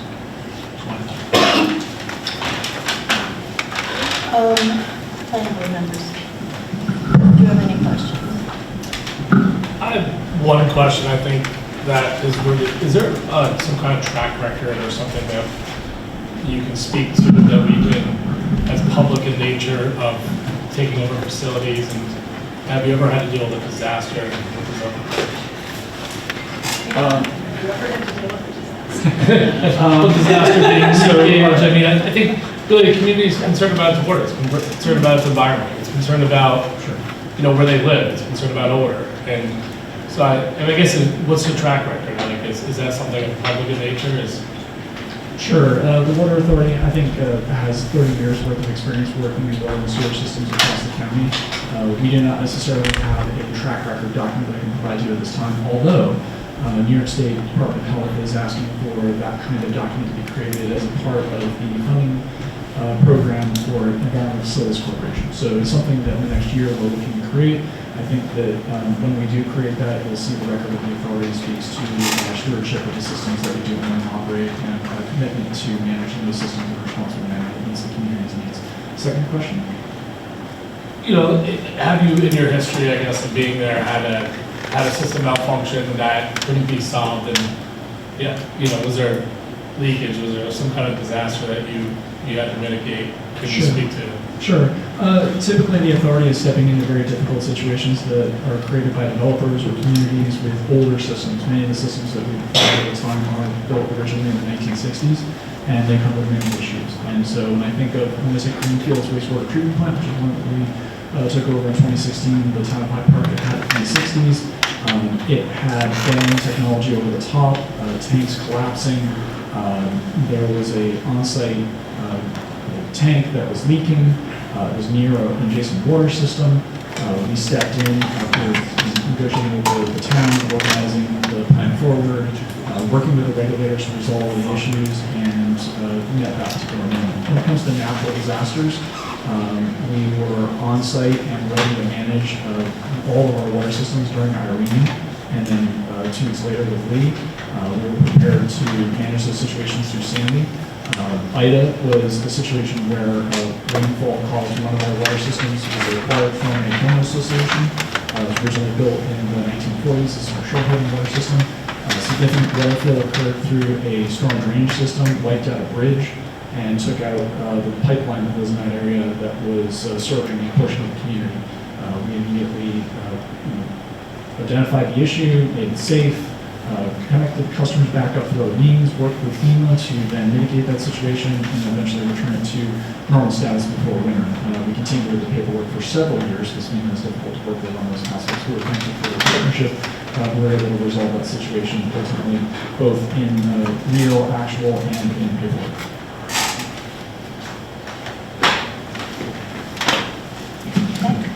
Anyone else? The Greenfields facility also burned down in 2019. I don't know how you forgot about that disaster. But we lost all of our biological treatment technology in a massive fire, and working with a chemical supplier, substituted in chemical treatment, and were able to meet 17 out of 18 compliance parameters for the duration of the time it took to get the facility back online. Would it be appropriate to ask a follow-up question? I'd like to get questions first from the planning board members, and then I think I'm okay in saying I'd like to go ahead with questions from the public in this particular aspect of what we're discussing tonight, and then we'll circle back to the traffic. Does that make sense, John? Sure. There's no reason to go in any particular order. Okay. Just a follow-up question to Sean's.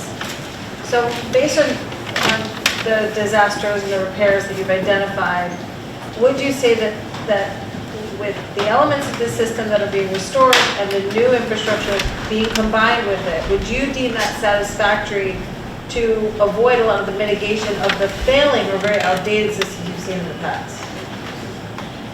Yes. Yes.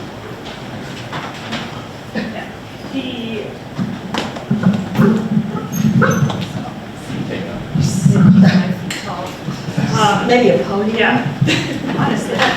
The components that we tend to have the most problems with in terms of age are distribution and collection piping, and those are going to be primarily, if not entirely, new. So, that's the biggest concern. Everything at the treatment plant, the water treatment plant, will be entirely new.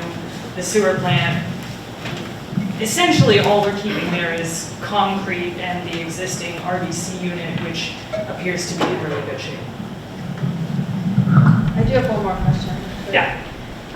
Related to the creek, it's no secret that there's also a lot of concerns around the environmental impact and the wildlife and the wetlands related to this. And I'd be lying if it's not in all of our minds in this day and age of how are we impacting everything else, not just the people that live there, but the wildlife and the environment. And so I appreciate the communication around the purity of the water coming out. I'm curious, look, there's so many things within science that suggest that even trace amounts of things still have impact, especially if many people are providing those trace amounts. Is there any data that shows sort of the impact of wildlife in similar situations that is not being affected? I couldn't make any strong claims on that one way or another because that really isn't within. Sorry about that. Yep, you can do it. Yeah.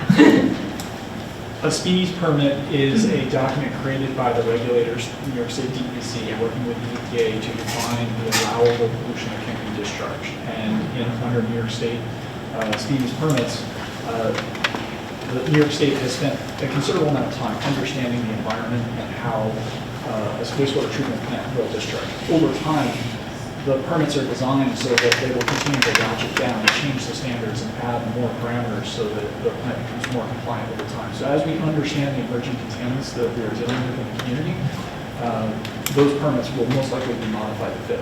We see it with the permits that we're managing now, and as we do capital improvements through time, over 10, 20, 30 years, we are looking to meet those expectations of both the community and the regulators. I hope that answers your question, Cole.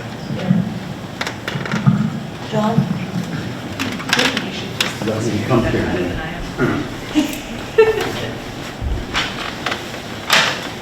You mind if I just introduce yourself? Yes. So relative to that same question, following up to Lisa's question, in the June 11th memo from Dutchess County Water and Wastewater to Mr. Kaminsky, there's an indication that the authority can provide peer-reviewed scientific research documenting the impact of similar systems on similar environments.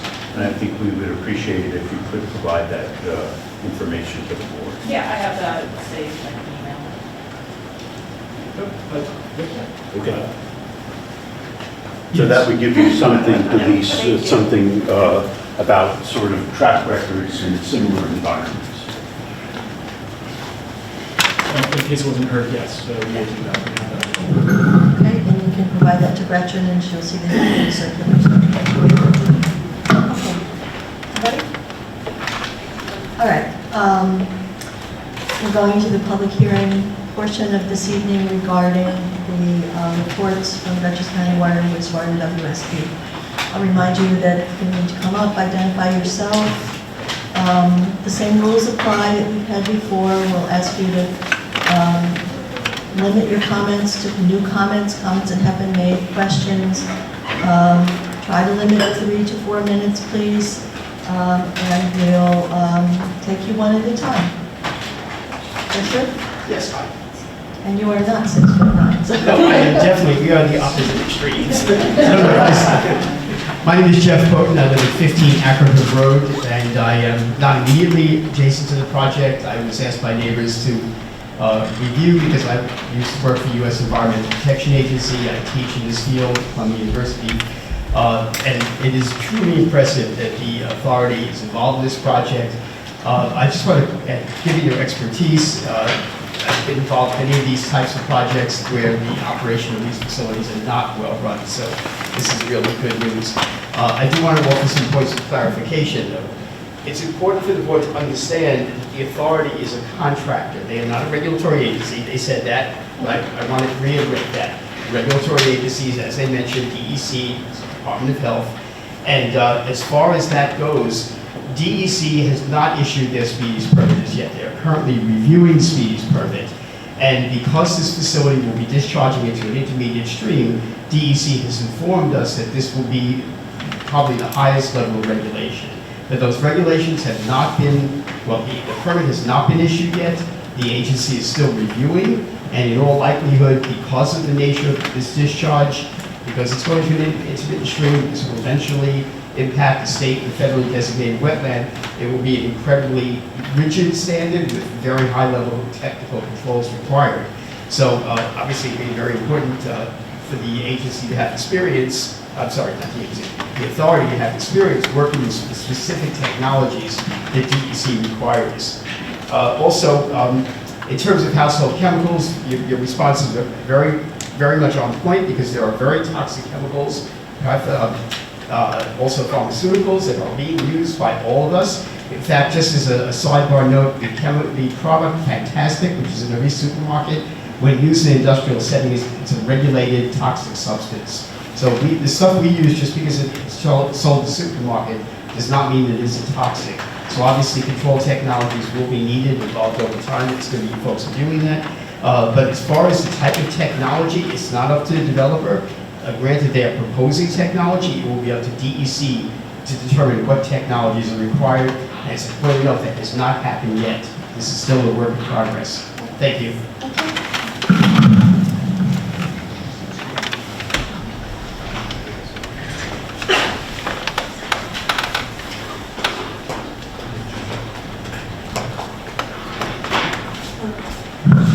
Good evening, Legislator 373 Ackerhook Road. I have a bunch of questions. Thank you for your presentation. What does ownership mean when you said you take ownership of the facility? You just said that. I'll come to you. It's very easy.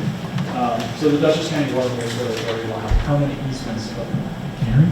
Yeah. I think, for the record, Face the camera. you know, Is this appropriate? Do you want me to answer the questions as they're asked? I think it's appropriate, but you're answering a question that's being posed to everybody, and it is being video recorded. And so people who might want to see this in the future at home, would love them to be able to get their answer. Sure. Let me start over. So the Dutchess County Water and Wastewater Authority will own the permanent easements where the infrastructure is located. And that will be represented, we'll be able to use that to do improvements through time. We'll have basically permanent easements. And our ownership is, we will own the infrastructure, be able to manage it, do capital improvements, we are a port authority under New York State law, and we're able to manage those components. I'm just going to put it down. Okay. But who has the liability? If you're taking ownership, do you also take liability, and what kind of insurance do you have, to manage that liability should it be, triggered by something? Thank you. We have full insurance as the owner and operator of the product, the infrastructure.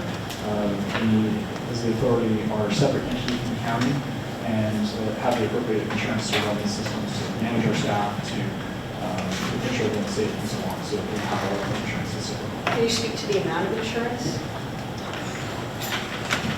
We can answer that question there. In what way are you asking?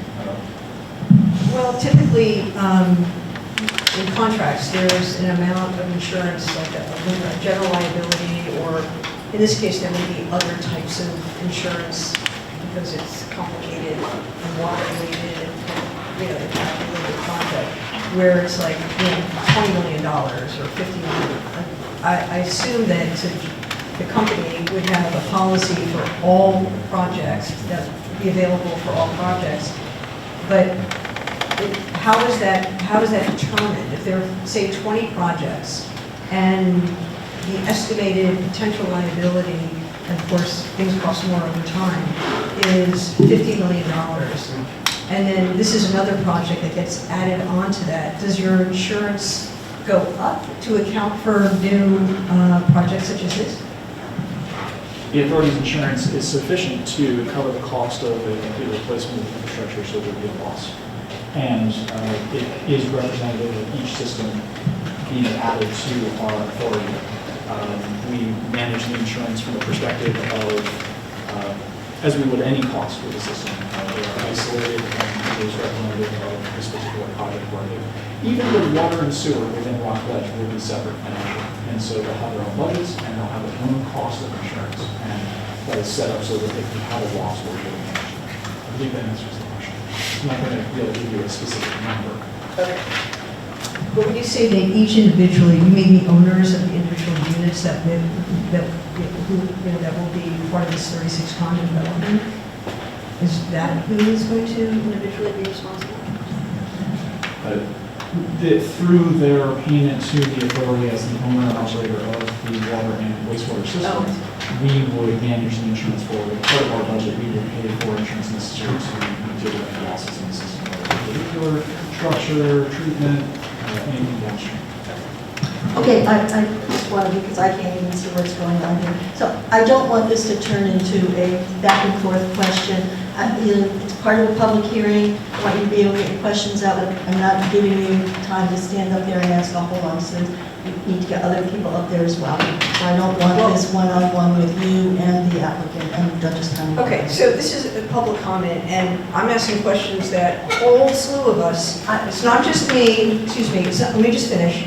It's not just me individually, and we've been here for years asking questions. This is finally an amazing opportunity where the people who know the answers are here. So it's not just public comment at this point, Ms. Moore. It is, we are asking as a community, and not just on behalf of ourselves individually, but on behalf of our town, to get answers, because we just want to understand. I mean, your answers are great. So far, I'm feeling a lot better about this. I'm not saying I'm all for it, but this is really helpful. And so the back and forth and responses, should we wait another 3 months for them to have the opportunity to respond to us? I mean, my point is, I'm trying to be efficient. I have a number of questions, which I've gathered from many people, not just myself. So I'm going to go past the 3-minute mark, and that's just the way it's going to work.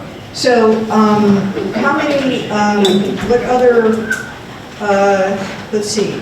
The homeowners association. This could be the developers going to respond to this now or whenever they can. How is the homeowners association going to have appropriate insurance and liability protection for its part? So that's question number 2. And will the developer remain liable for any, and this is the town attorney, Mr. Lyons, you might know the answer to this.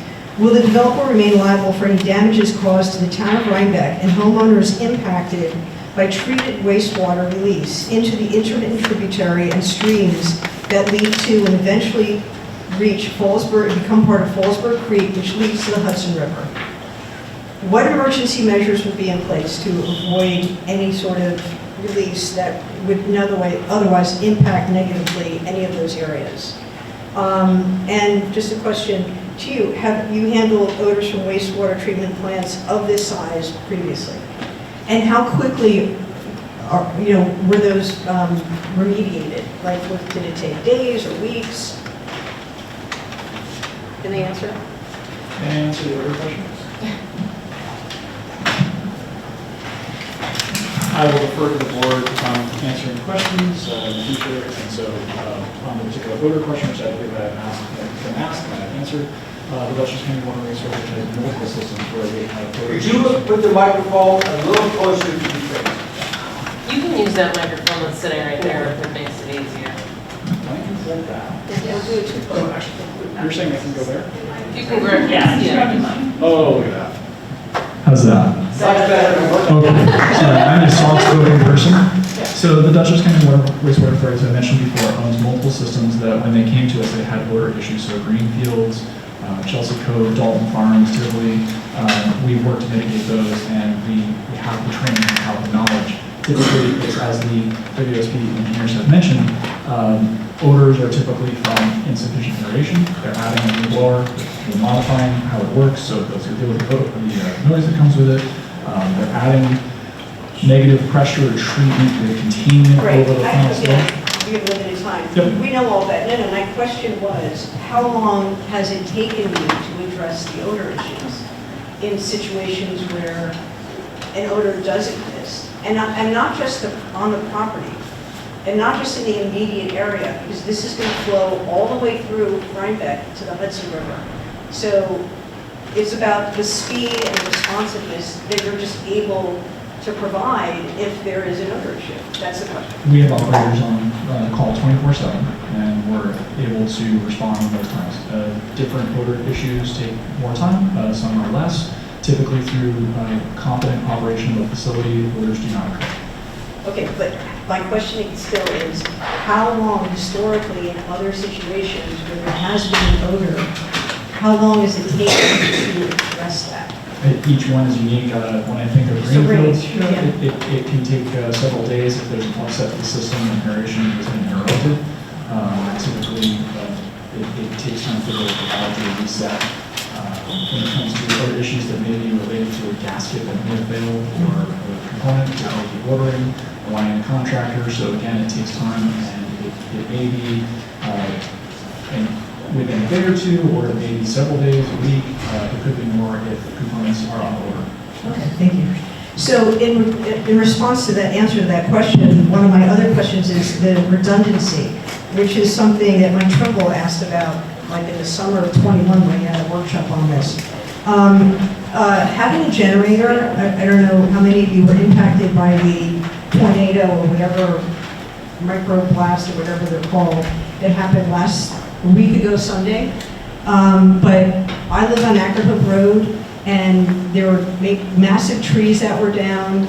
I couldn't get to Primrose Hill Road. I'm not sure, I could have gotten even to Bly, but Bly had many trees down. There were electrical wires that were down. Also on Berger, that was closed for a period of time as well. I don't know about Haverty Hill, but I'm guessing they have similar issues. So without a redundancy plant of some sort, and this is not my expertise, although I'm learning a lot about it, having a generator is not, I don't believe that's going to be sufficient in terms of creating the redundancy.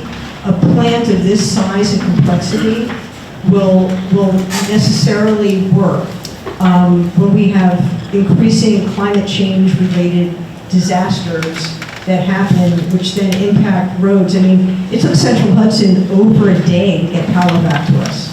And I'm not sure, it may have taken longer for other people, but I really think that redundancy beyond a generator is something that we should request of the developer.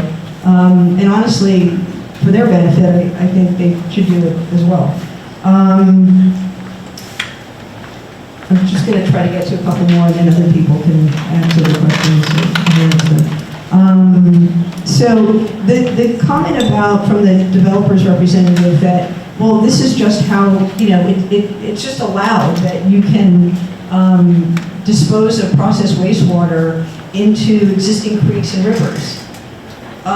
There are a lot of regulations out there that just don't make sense, and just repeating something that we now know is not a good idea for the present and certainly long-term health of our waterways is not a reason to continue this process. So again, we would really ask that the board require the developer pay for an independent consultant that allows for review or hiring an expert to bring up a septic system, because they do exist, and Jeff Poden has referred to them multiple times, that wouldn't require the wastewater treatment plant.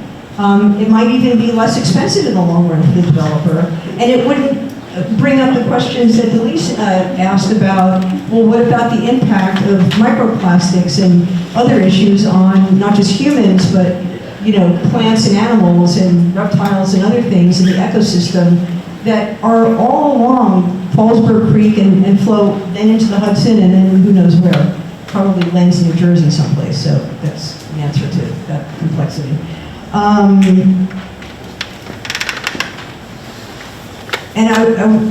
The town board had accepted Hudsoниa's updated habitat assessment for Rhinebeck. And when I was at the town board meeting, they said that the planning board needs to use that updated Hudsonia report from previously, I think it was 2007, they had done something like that. Have you applied it and request that you do apply that updated habitat report to this project? And not just the immediate project location, but everywhere that treated wastewater flows and impacts agricultural land and residential land and whatever else. So thank you. Can I just make one quick comment, which is this is a very emotional topic, and I completely understand why. But I just want to remind everyone that our board is here as volunteers because we love this community as much as you. And Melody does a lot to try and hold space for all of this to happen so that this communication can flow beautifully as best it can. And so I just want you to know we're not your enemies, and we just want to help bridge this conversation. So if we can all consider that as we talk, would be great.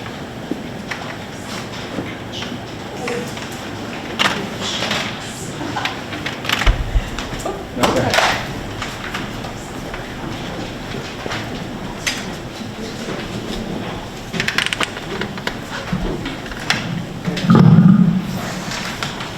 Kara Hewell, 467 Rhinebeck Road. Just so people know, I'm in the house most adjacent to the wastewater treatment plant, so I have the comments about noise are particularly from me, and I would love the opportunity to talk to you about that. I don't think there's anybody else's concern. And thank you very much for the insights on all this other stuff. What we've learned today is really what we've been asking for a long time. So we appreciate it coming now, but it would have been good 3 years ago or so. So just a couple of things. It seems to me that Vanderburg Cove is probably the most like this in terms of size, not okay. So yeah, and I tried to find that plan. I can't see it. It looks like it's just a little mound in the ground. So I don't know if there is a big facility there, but if there was any kind of case study or something that explained how something that small works effectively, I'd appreciate that. Just to clarify what you said before, you're saying now it's totally enclosed? Because before I think the aeration tanks were not enclosed, but they're enclosed now as well? In the plant. Yeah, this is our plant. This is Rockledge. Yeah, okay. So the actual wastewater treatment plant building, which houses the RBC, primary, secondary clarifiers, has an actual building encompassing it.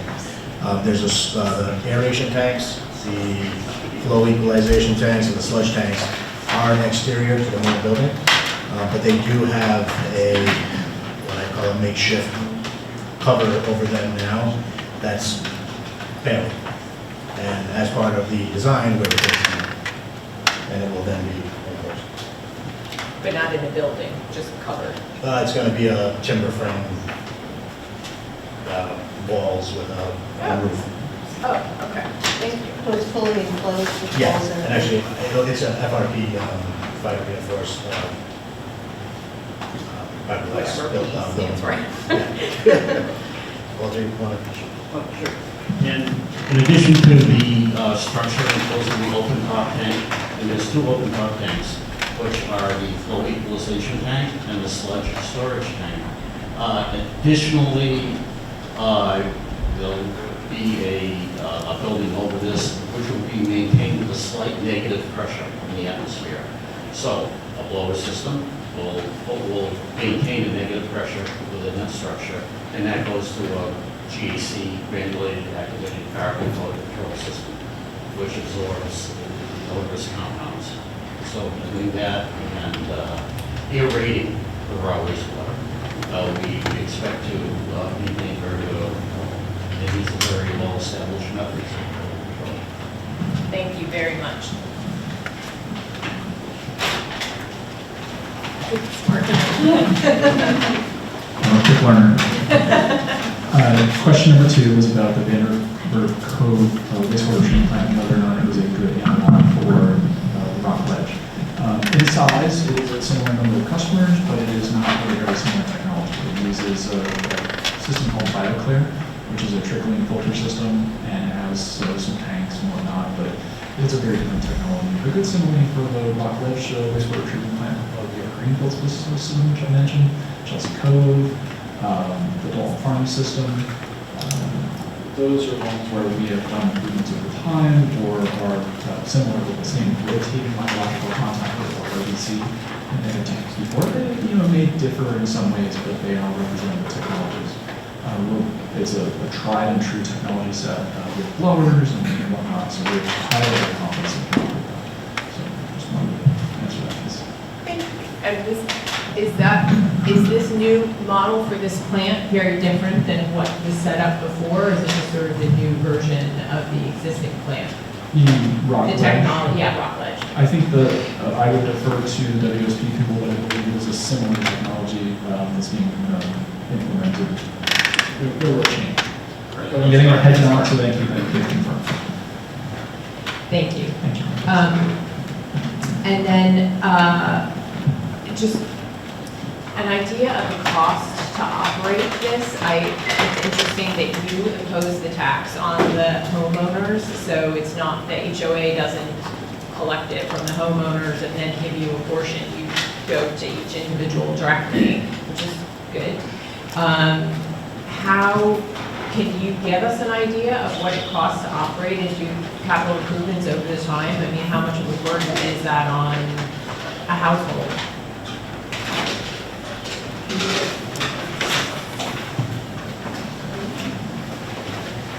I do not have a budget at the moment to present to you and describe how the customers will be individually charged, but I can tell you that each one of our water systems or sewer systems, the rates are structured each year based on New York State bidding, and it's done in a way so that it meets the cost of the system. If capital improvements are needed, we go through a process to seek grants and loans and implement those improvements through time.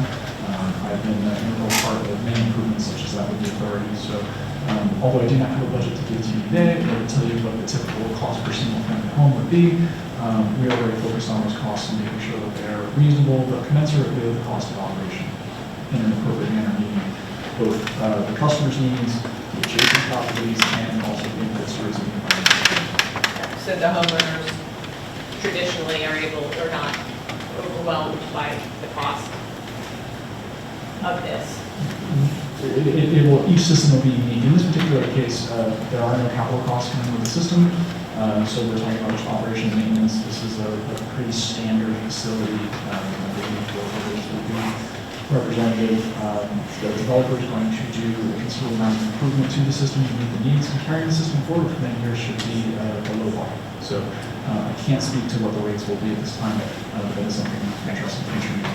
Thank you. And my very last thing is just sort of a plea, and that is, I know the property is not in a floodplain, and I know it's above sea level because we live on a hill.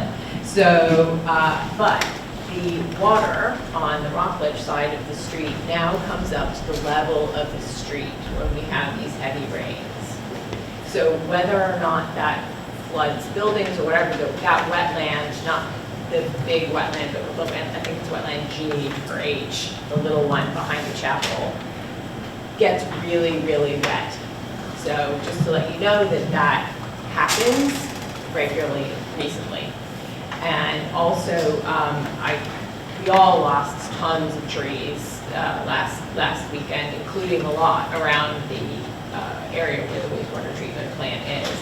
So I guess caution about trees around the wastewater treatment plant so they don't fall on it, and also kind of reconsideration of screening, because if they keep falling, literally, I mean, it's like 10 trees a time, that there will be trees screening it soon. So just two considerations. Thank you.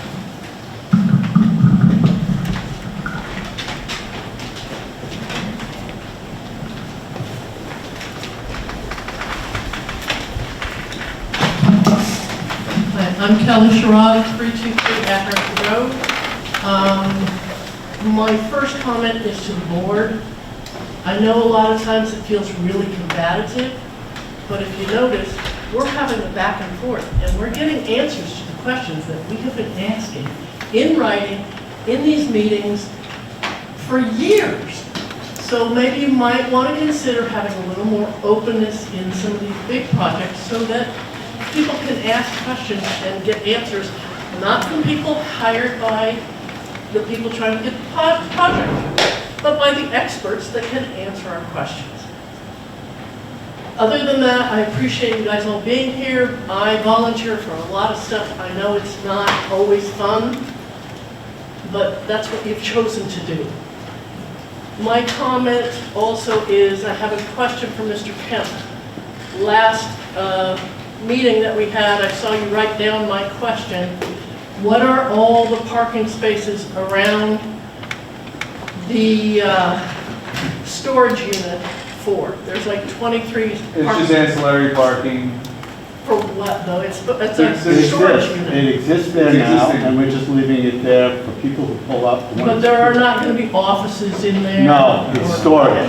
All right, that is the first time I've had an answer to that question. I've asked it at least 7 times. That building is just for storage, of people's storage. And that's why a back and forth is really important. Thank you, I appreciate it.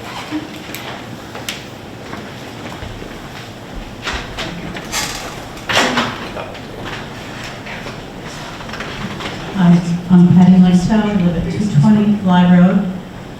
My first question is for Mark. In the list of submissions, I've been trying to find the current wastewater treatment plant plan, the engineering plans, and I don't see them. I couldn't read your list of submissions to see if that was one of the submissions, the detailed engineering plans for the wastewater treatment plant. Are those available to the public? WSD has submitted in their engineer's report and their plan set, and I'll let them just address it. So The existing facility, a plan that shows the layout of the So that's the existing facility. There's been a lot of talk about upgrades, and I'm wondering where the plans are for the upgrades. Would also say that the engineer's report for WSD includes in the plans and document. So everything that's on our website now is for all the upgrades? I have looked at them in detail and I don't see the upgrades, so that's... I'm not familiar with the website. Okay. So I look for follow-up to ensure that the latest plans with the upgrades are available for us to inspect and study and such. They are on file here too, so you can come and look at if they're not on the Yeah, website. so I'm not getting a sense from the developer that the latest plans are there. But they don't put them on there. Oh, Anything on the Google Drive Okay, comes so through we would all- never find those engineering plans on the Google Drive? I didn't say that. Okay. I will look and see what's on there, but Okay. everything from Rockledge should be on there, because I upload it as it Great. comes in. So I'm looking for clarity on that. Other than personal comments and things like that that I don't put on there because of people's personal information, but all of those types of things should be on there. And I'll look tomorrow. But you can also call and come in and So the look, too. piece that's missing for me is whether what you see there is the full plan with all the upgrades. I will look and make sure everything that I have electronically is on there. I don't have the Right, time that's to go the through question I'm each looking individual for thing. an answer to. Okay, good. And Seth, I was confused about the description of tests for the wastewater treatment plant versus the water supply. So specifically, I really want to know what you're going to be testing for at the effluent of the wastewater treatment plant, and if it's just the New York City, I'm sorry, not New York City, New York State DEC level of testing. Is that what the testing is that we would expect at the output of the wastewater treatment plant? What is the frequency of that? Where do we find those results? I was hearing both the water supply testing and the wastewater treatment plant testing. I'd like to understand the details of that testing. Can you borrow the sheets so we can speak directly to the parameters? So I know I get reports on my drinking water in another town. And it's very detailed about all kinds of chemicals. But I would think that the output of the wastewater treatment plant would be more what the speedies permit is requiring, and not whether we have PFAS coming out of the plant or not. We would never get that level of testing, is that correct?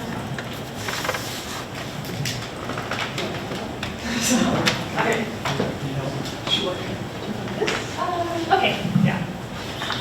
So, for fluoroalkyl compounds, you're asking about PFAS. Those are not regulated under any speedies permits right now. We anticipate that that's coming. That's why it's a state pollutant emission discharge elimination system.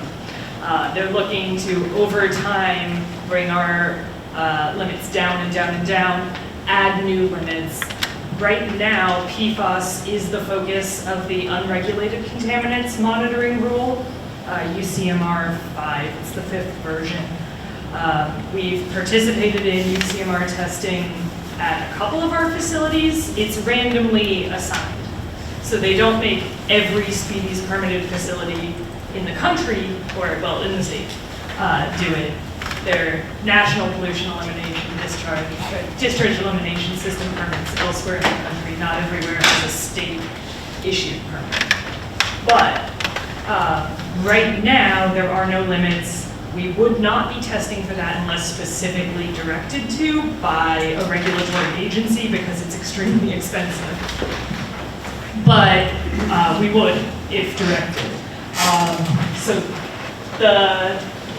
Essentially the species permit tells us what we would be testing for. And I know that it's a little confusing if you are not in the industry. BOD 5 is biochemical oxygen demand. It's a metric to measure how much organic matter there is to feed bacteria in the wastewater effluent. TSS is total suspended solids. So how much of anything at all that isn't water is in the water. And the limit for that, the proposed limit is 10 milligrams per liter, so 10 parts per million. It's virtually nothing. We see more than that in some of our drinking water supplies. It doesn't measure what the solids are though. Settlable solids, those would be visible solids that are heavy enough to settle out of the water over time. We test for that every single day. pH is the measure of acidity or basicity of the water. We would test for that every day. Dissolved oxygen, it's how much oxygen is dissolved in the water. It's somewhat self-explanatory, and that's so that we're not taking all of the oxygen out of the water. That's for creatures, downstream fish, salamanders. Ammonia, so that's how much nitrogen is left, and that would be, it's essentially fertilizer for plants, so algal blooms, and phosphorus, the same sort of thing. These are things that we would test for. We anticipate it'll be a 6-hour composite once a month, so we'll take a minimum of 8 samples over the course of 6 hours that we composite into one big jar and send to a certified lab. They follow EPA-approved testing methods and send us back a report of the results, which we submit to the DEC and the EPA every month. We don't maintain a database of them right now. We're not required to. It's always available. It is public information that you could get from DEC, from EPA, or from us through FOIL. Oh, fecal coliform, that's the last one. Sorry about that. That's bacteria. And that's literally how much fecal bacteria is present in the water. They measure that in colony-forming units, so how many living infection-causing ability bacteria are there in the water. They're not necessarily harmful. It's a measure of, are they there at all with the ability to be harmful. Do you test for microplastics or forever chemicals? So no, not specifically, although microplastics probably would get caught in your TSS measurement. The facility has tertiary filtration in the design, which is essentially all we would do to get rid of microplastics anyways. Super, super fine media filter that the water has to pass through. And I'm not sure, you guys probably know the exact micron size of the media, but it's pretty small. So anything smaller than, do you know off the top of your head, 5 microns? Well, let's say 3 to 5 microns. 3 to 5 microns. Anything smaller than that could make it out, but for example, if you have a septic system at your home, there's no filtration other than the dirt. This will be, it'll be smaller than you can see. right, Within smaller, the yes, yeah. And so anything smaller than that is going to our sludge holding tank, and then being hauled off the same way you would haul your septic tank for treatment, land application. Whatever the approved disposal is that the contractor uses.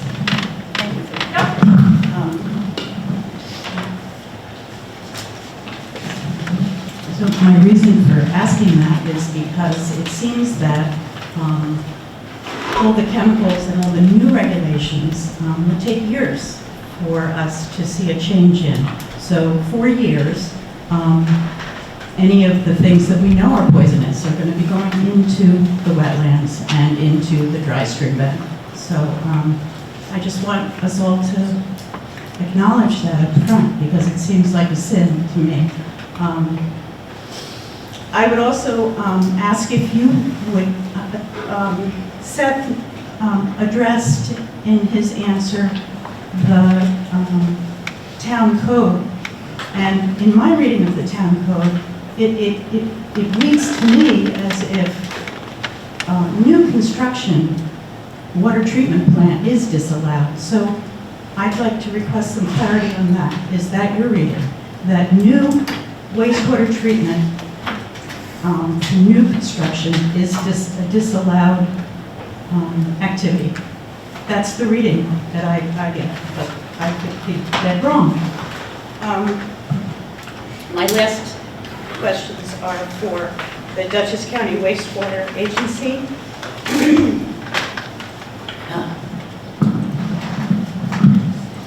Have you, are any of the plants that you operate, do they put the effluent into a dry stream bed and wetlands?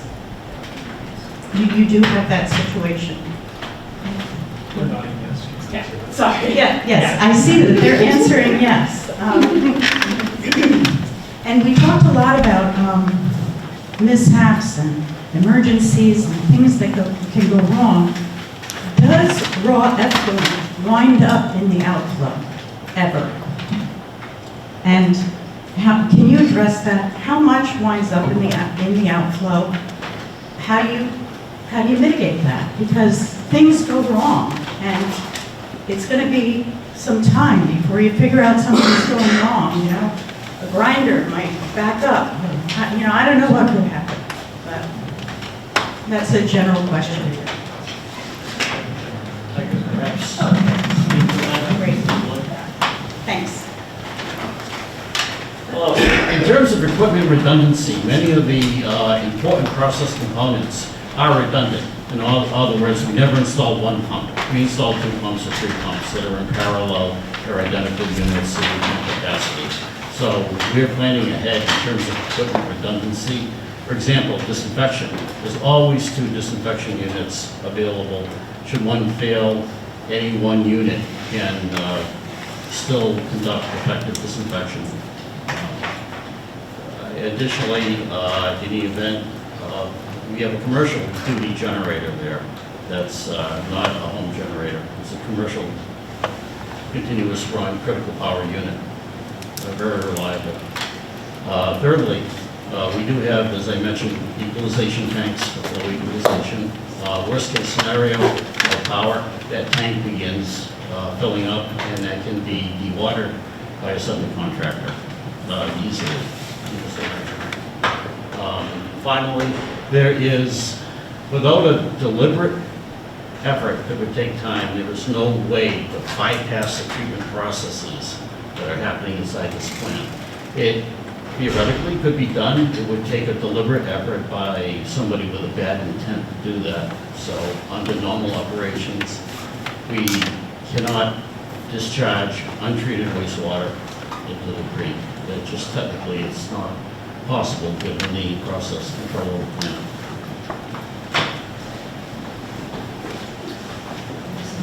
The facility design also has power failure alarms and high-level alarms that will call our answering service, who will direct that to our on-call operator. We have at least 3 operators on call at any given time, 24 hours. We would respond to that. We have an on-site and working response time of 1 hour. The New York Alert System is available if you are a concerned citizen, as you all clearly are. We're required to report to New York Alert and to DEC any spills or any discharges of wastewater that is not fully treated, so even partially treated. If it missed disinfection, for example, we're required to report that within 3 hours of our finding it, and that becomes public information. And we also will have to report on that, how we propose to clean it up, and we would work with DEC on that.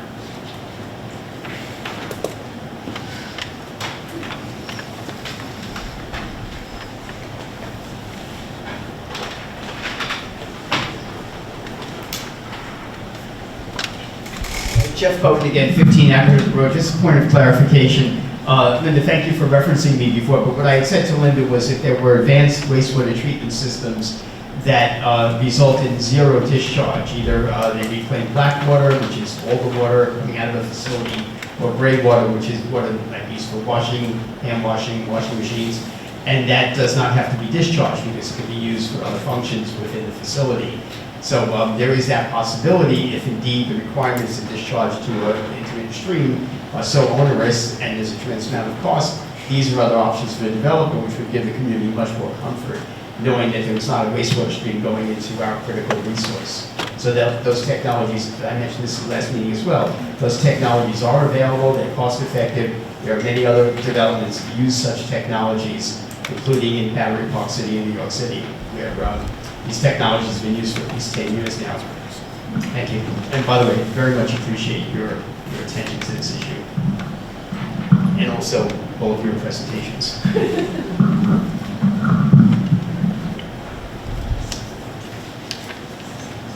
Anyone else?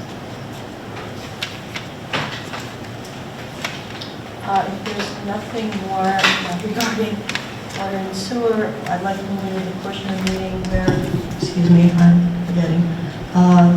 You are aware that we requested a traffic study from an independent consultant. That has been received and provided to the planning board. I'm going to ask Jim to go over that, and we'll open that up to questions. So Jim is going to take over from here. Yeah, so I'm just going to summarize some of the highlights Stefan Mafia provided to us. I'm not here to, I didn't write it with him. I'm not here to defend his work, and he's obviously not here tonight, but I am just going to kind of highlight some of the findings he had, and then obviously you could take a look at this when it is posted online. So as you can see, it's up here on the screen. He said he completed the traffic review assessments that were prepared for the Rockledge proposal by Creighton Manning Engineering. Overall, he said in his professional opinion, the associated trip generation and level of service analysis provided by Creighton Manning are acceptable evidence that the activity associated with the 36-unit condominium complex on Akron Hook Road will likely have minimal impacts on traffic, pavement, and pedestrian safety conditions in the general area. He based that upon several factors, which are in the memo, which I'm not going to read, but you can take a look at them at your leisure when you take a look at the memo. Moving a little further into it, 1 through 3 kind of provide the support for his findings that I just mentioned. Number 4, he mentions that the Creighton Manning trip generation estimates may be low as the development would not generate trips like a typical multifamily development, because multifamily development was used as the trip generation analysis tool. He said multifamily developments are typically located in areas where some trips are walking trips and others are by public transportation or car ownership is lower. Such non-automobile trips are unlikely at the Rockledge site, which is essentially a rural, suburban, single-family development. He said that higher trip generation is likely to occur. However, even at higher rates, the volumes of additional peak hour and daily traffic would be easily absorbed on the adjacent roadways.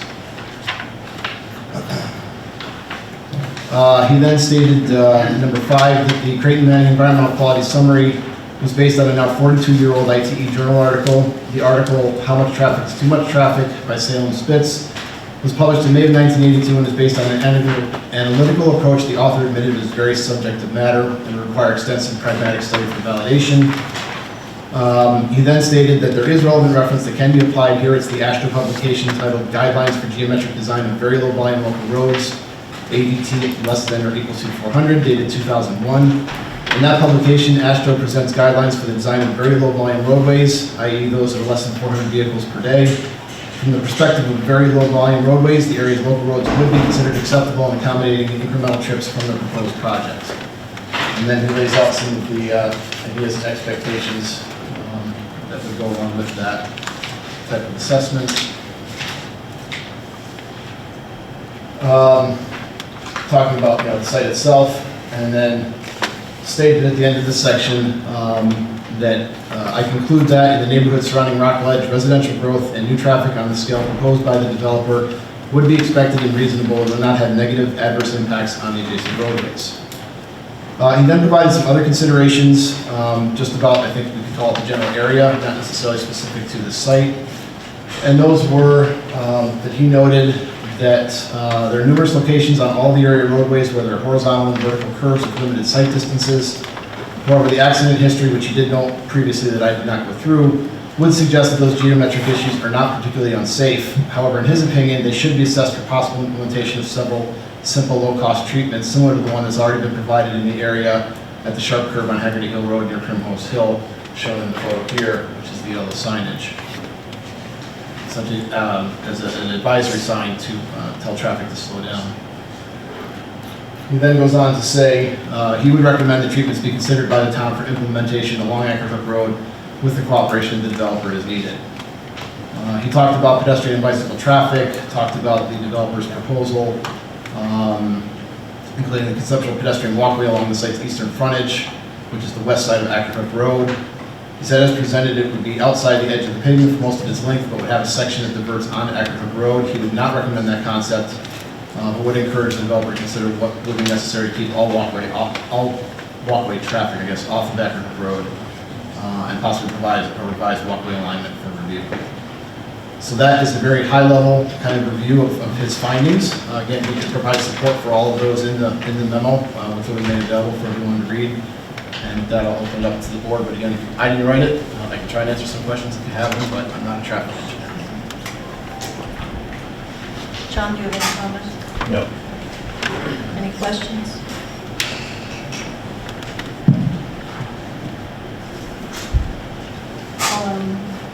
So we've now accepted this.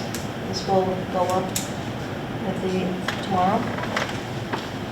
Guarantee that. As soon as possible. It's quite busy down there. It'll be. Okay. John? Mr. Mafia did indicate that he's available to appear at a meeting, probably, via Zoom or something like that, but if the board members would like to have the opportunity to have a dialogue with him, we can arrange that for a future meeting. Okay. And this report has been provided to the applicant, and they are in receipt of it. Yes, I will, if there's nothing from the planning board, I will take questions. Was Barry Sherrod's affidavit summary to the board provided to Mr. Moffitt? Yes. And did he address that? I know you're going to provide it so I can read it, but did he address the choke points and other capacity limitations that Mr. Sherrod, as a former highway supervisor in Rhinebeck, noted were critical in considering requiring the developer to use another access from a town road on Primrose or near Haggerty instead of Ackerwood? Well, I'm not going to speak for him on the report. You'll get a chance to look at. I can tell you that to the best of my knowledge, everything that was available to us, submitted by all of you, was provided to Mr. Mafia. We also provided him links to all of the public hearings so that he was able to see for himself the comments that were coming in from the public. We didn't summarize them for him. We just provided him with the links, and as far as I know, his indication to us was that he reviewed all the material that was submitted. And I believe he did watch the meetings also. And to follow Mr. Lawrence, can the board Pardon me? It's got to be on the microphone. Yeah. It's going to be on record. John followed that up. Unfortunately, he didn't go to the microphone again, but he did indicate, and he's going to do that now, that it is his understanding that Mr. Mafia did look at all of the recordings of the public hearings, so. Yes, he did. He was provided with links to the meetings in which comments were received by the planning board, and I believe he did watch those meetings, and we provided him with copies of every piece of written comment that was received that touched on the issue of traffic. And can we actually, request that the planning board schedule, not just that he's willing to be available, but we'd like, as a public, we'd like to ask him questions. So we'd like to fix a date by which either the next meeting or the meeting after that, where we can ask him questions directly, since, we live on that road and we have specific concerns that he might be able to address more fully than whatever he's put in the written statement. I'm going to repeat what I believe, and I'm going to summarize what I think you said, because it is not on the video now, so I want to make sure that what you're saying is in the video and heard. You are suggesting, I believe, that he be asked to come and present as the earlier consultants did this evening, that you would like the same opportunity. Can you concur that that is what you're asking? That is correct. Thank you. So that can be done. It's something that the board has to ask you to do. Thank you.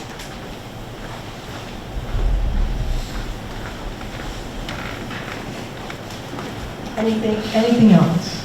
So is that something that you're willing to ask him? I didn't get it. I think John said that we would be in touch with him and see if he's able to do that. Is that correct? You want to? Oh, okay, I misunderstood, I'm sorry. To clarify, we'll reach out to Mr. Mafia, ask him to attend a meeting. I'll provide the board with a copy of, or with notice of the dates that he's available at the board's meeting. Okay. Is that clear? Yeah, thank you.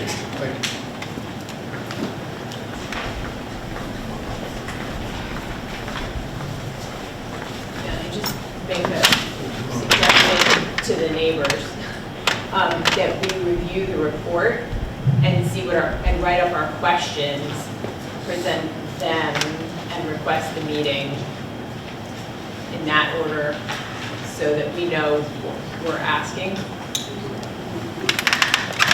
Should we do it like we did now? We were given a deadline for submitting questions. They were passed on to the wastewater authority, et cetera.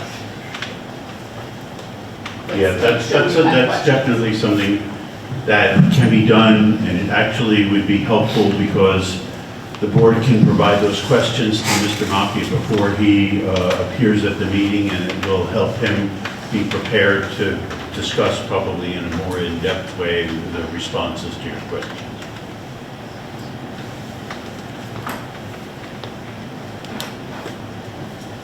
Anything else? Anything else from the public?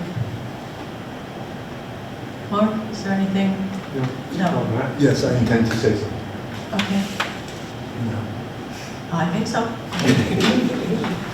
You want to go later? Is that what you're going to say? At 9 o'clock? I don't. My name is Matthew Rudekoff from Rudekoff Associates. I'm a consultant to the applicant, and I wanted to make some comments. Since the most recent round of comments actually mentioned positive declarations, even suggesting that positive declarations should be considered by a planning board, let's make some comments on certain matters associated with seeker briefly. One, just as a matter of the record, some town correspondence has referred to the project as a type 1 action. It is not a type 1 action, it's an unlisted action. It was originally a type 1 action when it was proposed as a country inn, and when there was the potential for some large gatherings. So that classification really should be clarified that it was in fact an unlisted action. Also, in the most recent response, because positive declarations got mentioned, part of our response was to actually take the seeker regs at part 617.7 and actually list the criteria for determining significance. And so that's included and hasn't really gotten reported on. But I think it would be helpful for the board and if the public would hear it as well, obviously.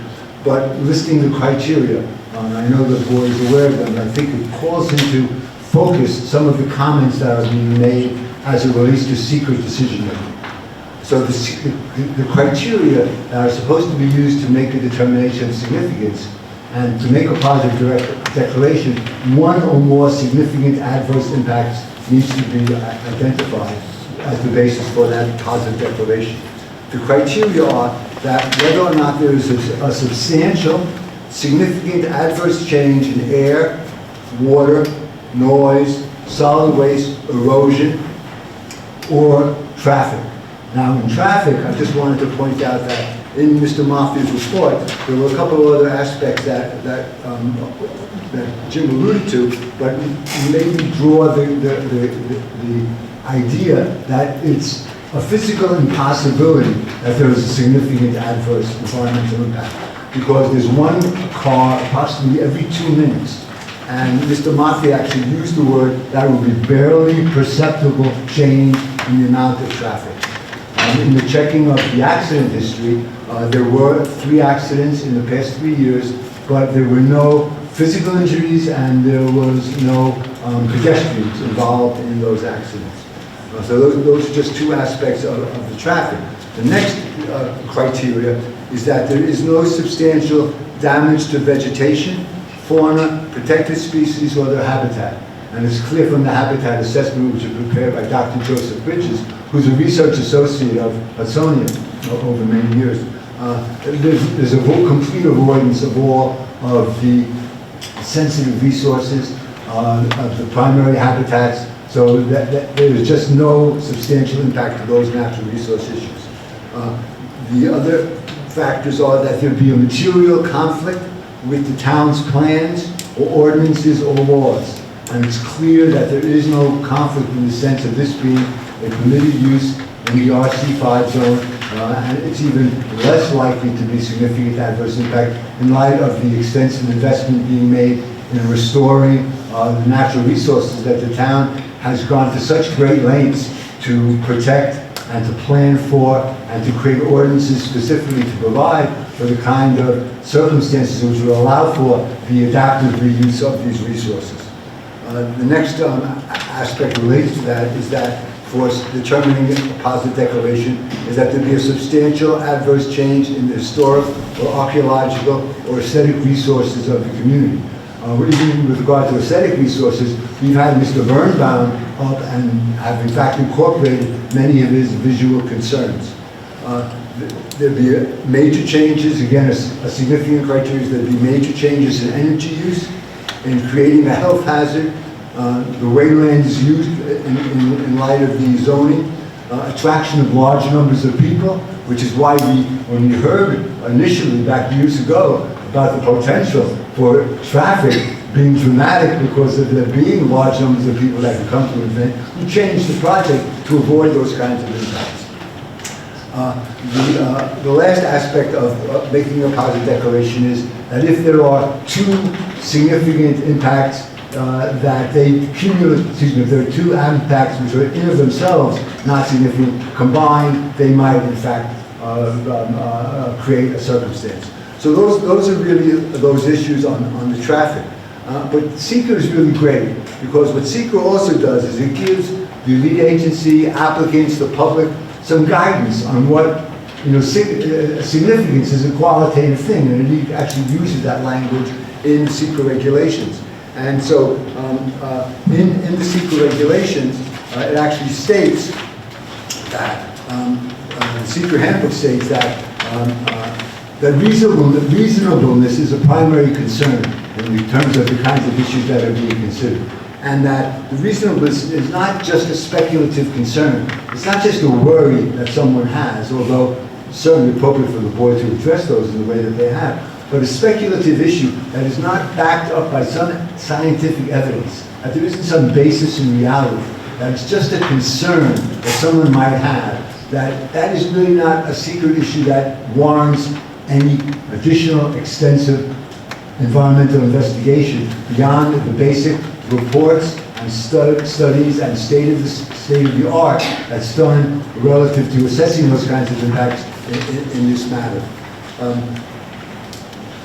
SEQR is also great in the sense that it helps define significance. and the significance of the impact. What it says is that what has to be taken into consideration is the magnitude of the impact and the importance of the impact. And what the kind of issues that are addressed is not a local concern, because local concerns are completely valid and dealt with those for many, many years. And in fact, one of the things that was in the traffic study about that out-of-date study was just to sort of show a qualitative characteristic that we were looking at to see if this kind of volume of traffic would create a change in the neighborhood, a change in the waiting time, or what it might be like to come out of one of the cul-de-sacs to try to enter Akron Road. And so that kind of an assessment about maintaining the rural road character was something that we were doing just to sort of pay attention, because there were no changes in level of service. As the board knows that traffic impacts, when there's a change, it can affect the functioning of the intersection.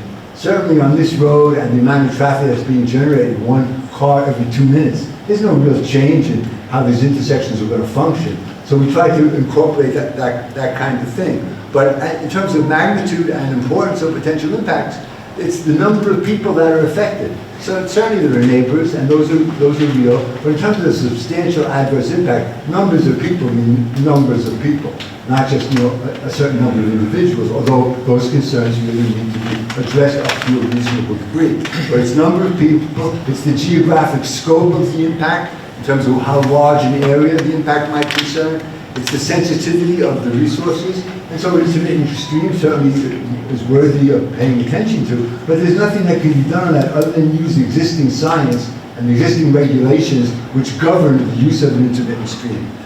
It's the importance of the resources, and it's also the likelihood of occurrence. So if something is a mishap, or if something is related to a disaster, even if disasters are starting to happen somewhat more frequently, the likelihood of occurrence and the frequency of occurrence are also factors. So I just wanted to make those points. Sorry to bother you with this. I know the board is aware of these things, but it's important in your considering these issues to recognize that the mentions of a positive declaration are impossible. It's impossible to have a substantial environmental impact in this project right now, based upon the amount of studies that have been done. And for each of the criteria that I mentioned, in the submission, we submitted all the documentation and all the backup that establishes the accurateness of that determination. Really, that list of issues could be used as the guts and the basis of a negative declaration. And in many of the projects that I've been involved in for the applicant, and also for towns, because I represent a number of towns where I'm doing the exact same thing that Jim as a staff person is doing, and evaluating these kinds of concerns. But what should get done now, not what should get done now, what could get done now would be for the board to direct their staff to prepare a draft negative declaration. And then when you see that draft negative declaration, and you see the issues, and you see the responses, and you see the conclusions drawn about whether these can possibly result in significant adverse negative impact, the board could then draw the conclusions about whether there are any of those kinds of impacts. And if there aren't, then negative declaration is what should be considered. Sorry for taking up this time. I appreciate your patience. I appreciate the amount of time you put in on this project, and hope that we proceed. Hope we proceed. Thank you.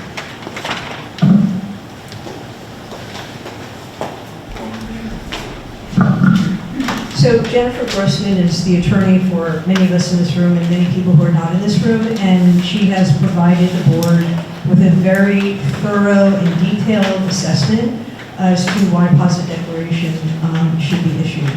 And I understand that the developers' representatives want you to just focus on what they presented to you, but I very much encourage the board to read Jennifer Grossman's very detailed submissions, in which she explains why the question is there at least one? It's not one or more, it's at least one negative environmental impact. And she has detailed many of the issues that will actually create a negative environmental impact to support the board in its finding of a positive declaration. And Mr. Rubin provided maps and tremendous amount of detail as to how the community and the neighborhood and the, even I think addressed to some extent the Rhinebeck Comprehensive Plan, and how this is not in any way part of what that intended. And I know that some of you worked on that and know it more intimately than I do. But I would really encourage that if we're going to have a conversation about whether or not a positive or negative declaration should occur, I would ask the board to provide the public an opportunity to have Ms. Grossman here to address these really very critical issues. Thank you very much. And by the way, she is recovering from COVID and was intended to be here tonight, but is not. And while I'm an attorney, I'm not an environmental lawyer, and she is, and she knows this stuff backwards and forwards. And I think her analysis and points could be very helpful to all of you, and I appreciate your efforts. Thank you. Anything else? All right. I think we are, John, is there anything in closing? We're just going to continue the public hearing? No, but other than to say that if you're going to continue the public hearing, Ms. Grossman's welcome to appear at any session of the public hearing. Okay, so going forward, we will be reaching out to Mr. Mafia regarding the traffic study, and but as I heard it, it was Ms. Keywell's suggestion that you all get your questions regarding the traffic study somehow together, and you figure out how you want to get them to us. We will not proceed with scheduling Mr. Mafia until we have that information. It will make it more efficient if we have the questions and we can provide them to him. So I don't know if you want a timeline. Is it the applicant's wish that you continue the public hearing to next month? What is your desire here? Yes, please. Okay. So we'll rely on you. Now, I can't guarantee until we speak to Mr. Mafia that he himself can be present, so I just want that understood. We will certainly get your information and request that, but I can't speak to his schedule. So if there is nothing... Is the next meeting on this track August 3rd? August 5th. August 5th would be. So I'm looking for a motion to continue the public hearing until August 5th. So, with respect to the Mr. Mafia appearing and the questions that need to be submitted from the public, if we are operating under the assumption that it's going to be an August 5th public hearing, can we at least have a preliminary date for the public to get their comments on the Mafia report in? Well, this is not... We're adjourning this to the 5th. I'm just saying that... Well, we would need to, I would certainly think we would need to have their information within the next week to 10 days to allow him sufficient time to be able to do it. So... We're not professionals in this regard. Can you please give us at least 3 or 4 weeks to gather our questions? We haven't even read his report yet. 4 weeks is the next meeting. So extend it to the September meeting. Let's move this forward. I think 10 days, let us look at the report, and if we don't... Here's what I'm going to do. You will get to us, I hope. I'm asking you to get to us the best list of questions you can get to us within the next week to 10 days. That does not mean that you will not be able to ask additional questions of him when he's here, but if we can get from you the core questions so that we can move it along in the interest of getting you the answers that you so much need and we need. You know, I would just say the reason you received as much information you did tonight is because this planning board has persistently asked to have this information. You suggest that we aren't asking for it. We are asking for it. And when we get it to you as quickly as we can. That is the reason for the traffic study. That is the reason I'm pressing to get your questions so that we can get those answered. So of course, there may be other questions that arise, and you will be free to ask them just as you were tonight when he's here. But let's start with a good faith effort to get to us, to the best of your ability, the questions that you see. The report is not that long. This is not a 25-page report. It is reasonable. It is easy to read. So I'm suggesting, yes. The 2-week deadline is typically would be July 22nd for any additional materials from the applicant. So is that fair to ask them to have them in 2 weeks before the next meeting? The public. The questions from the public. The public. To pass on. Yes. I mean, No later than- Gretchen's pointing out that we asked the applicant with an ongoing application to get any new materials to us 2 weeks in advance, so we get a chance to review it and it's available to you. So in order to even know what the questions are, we need to have it in that 2-week period. Totally understood. I think we want to trigger the invitation to the consultant. So that's, We will, I'm assuming, if I'm following John's line of logic here, we will reach out to him post this meeting and tell him that there is interest in him participating in a session, either in person or via Zoom, depending on his schedule, and that we will provide to him at the earliest possible moment, let's say by the middle of July, if we're looking for an August meeting, the questions he can be expected, the initial questions. I'm not precluding additional questions, but let's be fair to the gentleman as well and give him the time he needs to prepare. Obviously, you saw tonight, Dutchess County Water and Wastewater was well prepared to answer your questions, and I think they did a good job answering the questions. So let's afford Mr. Mafia the same opportunity. yeah, that's what I'm trying to do. So, I'm asking, yes, Mark.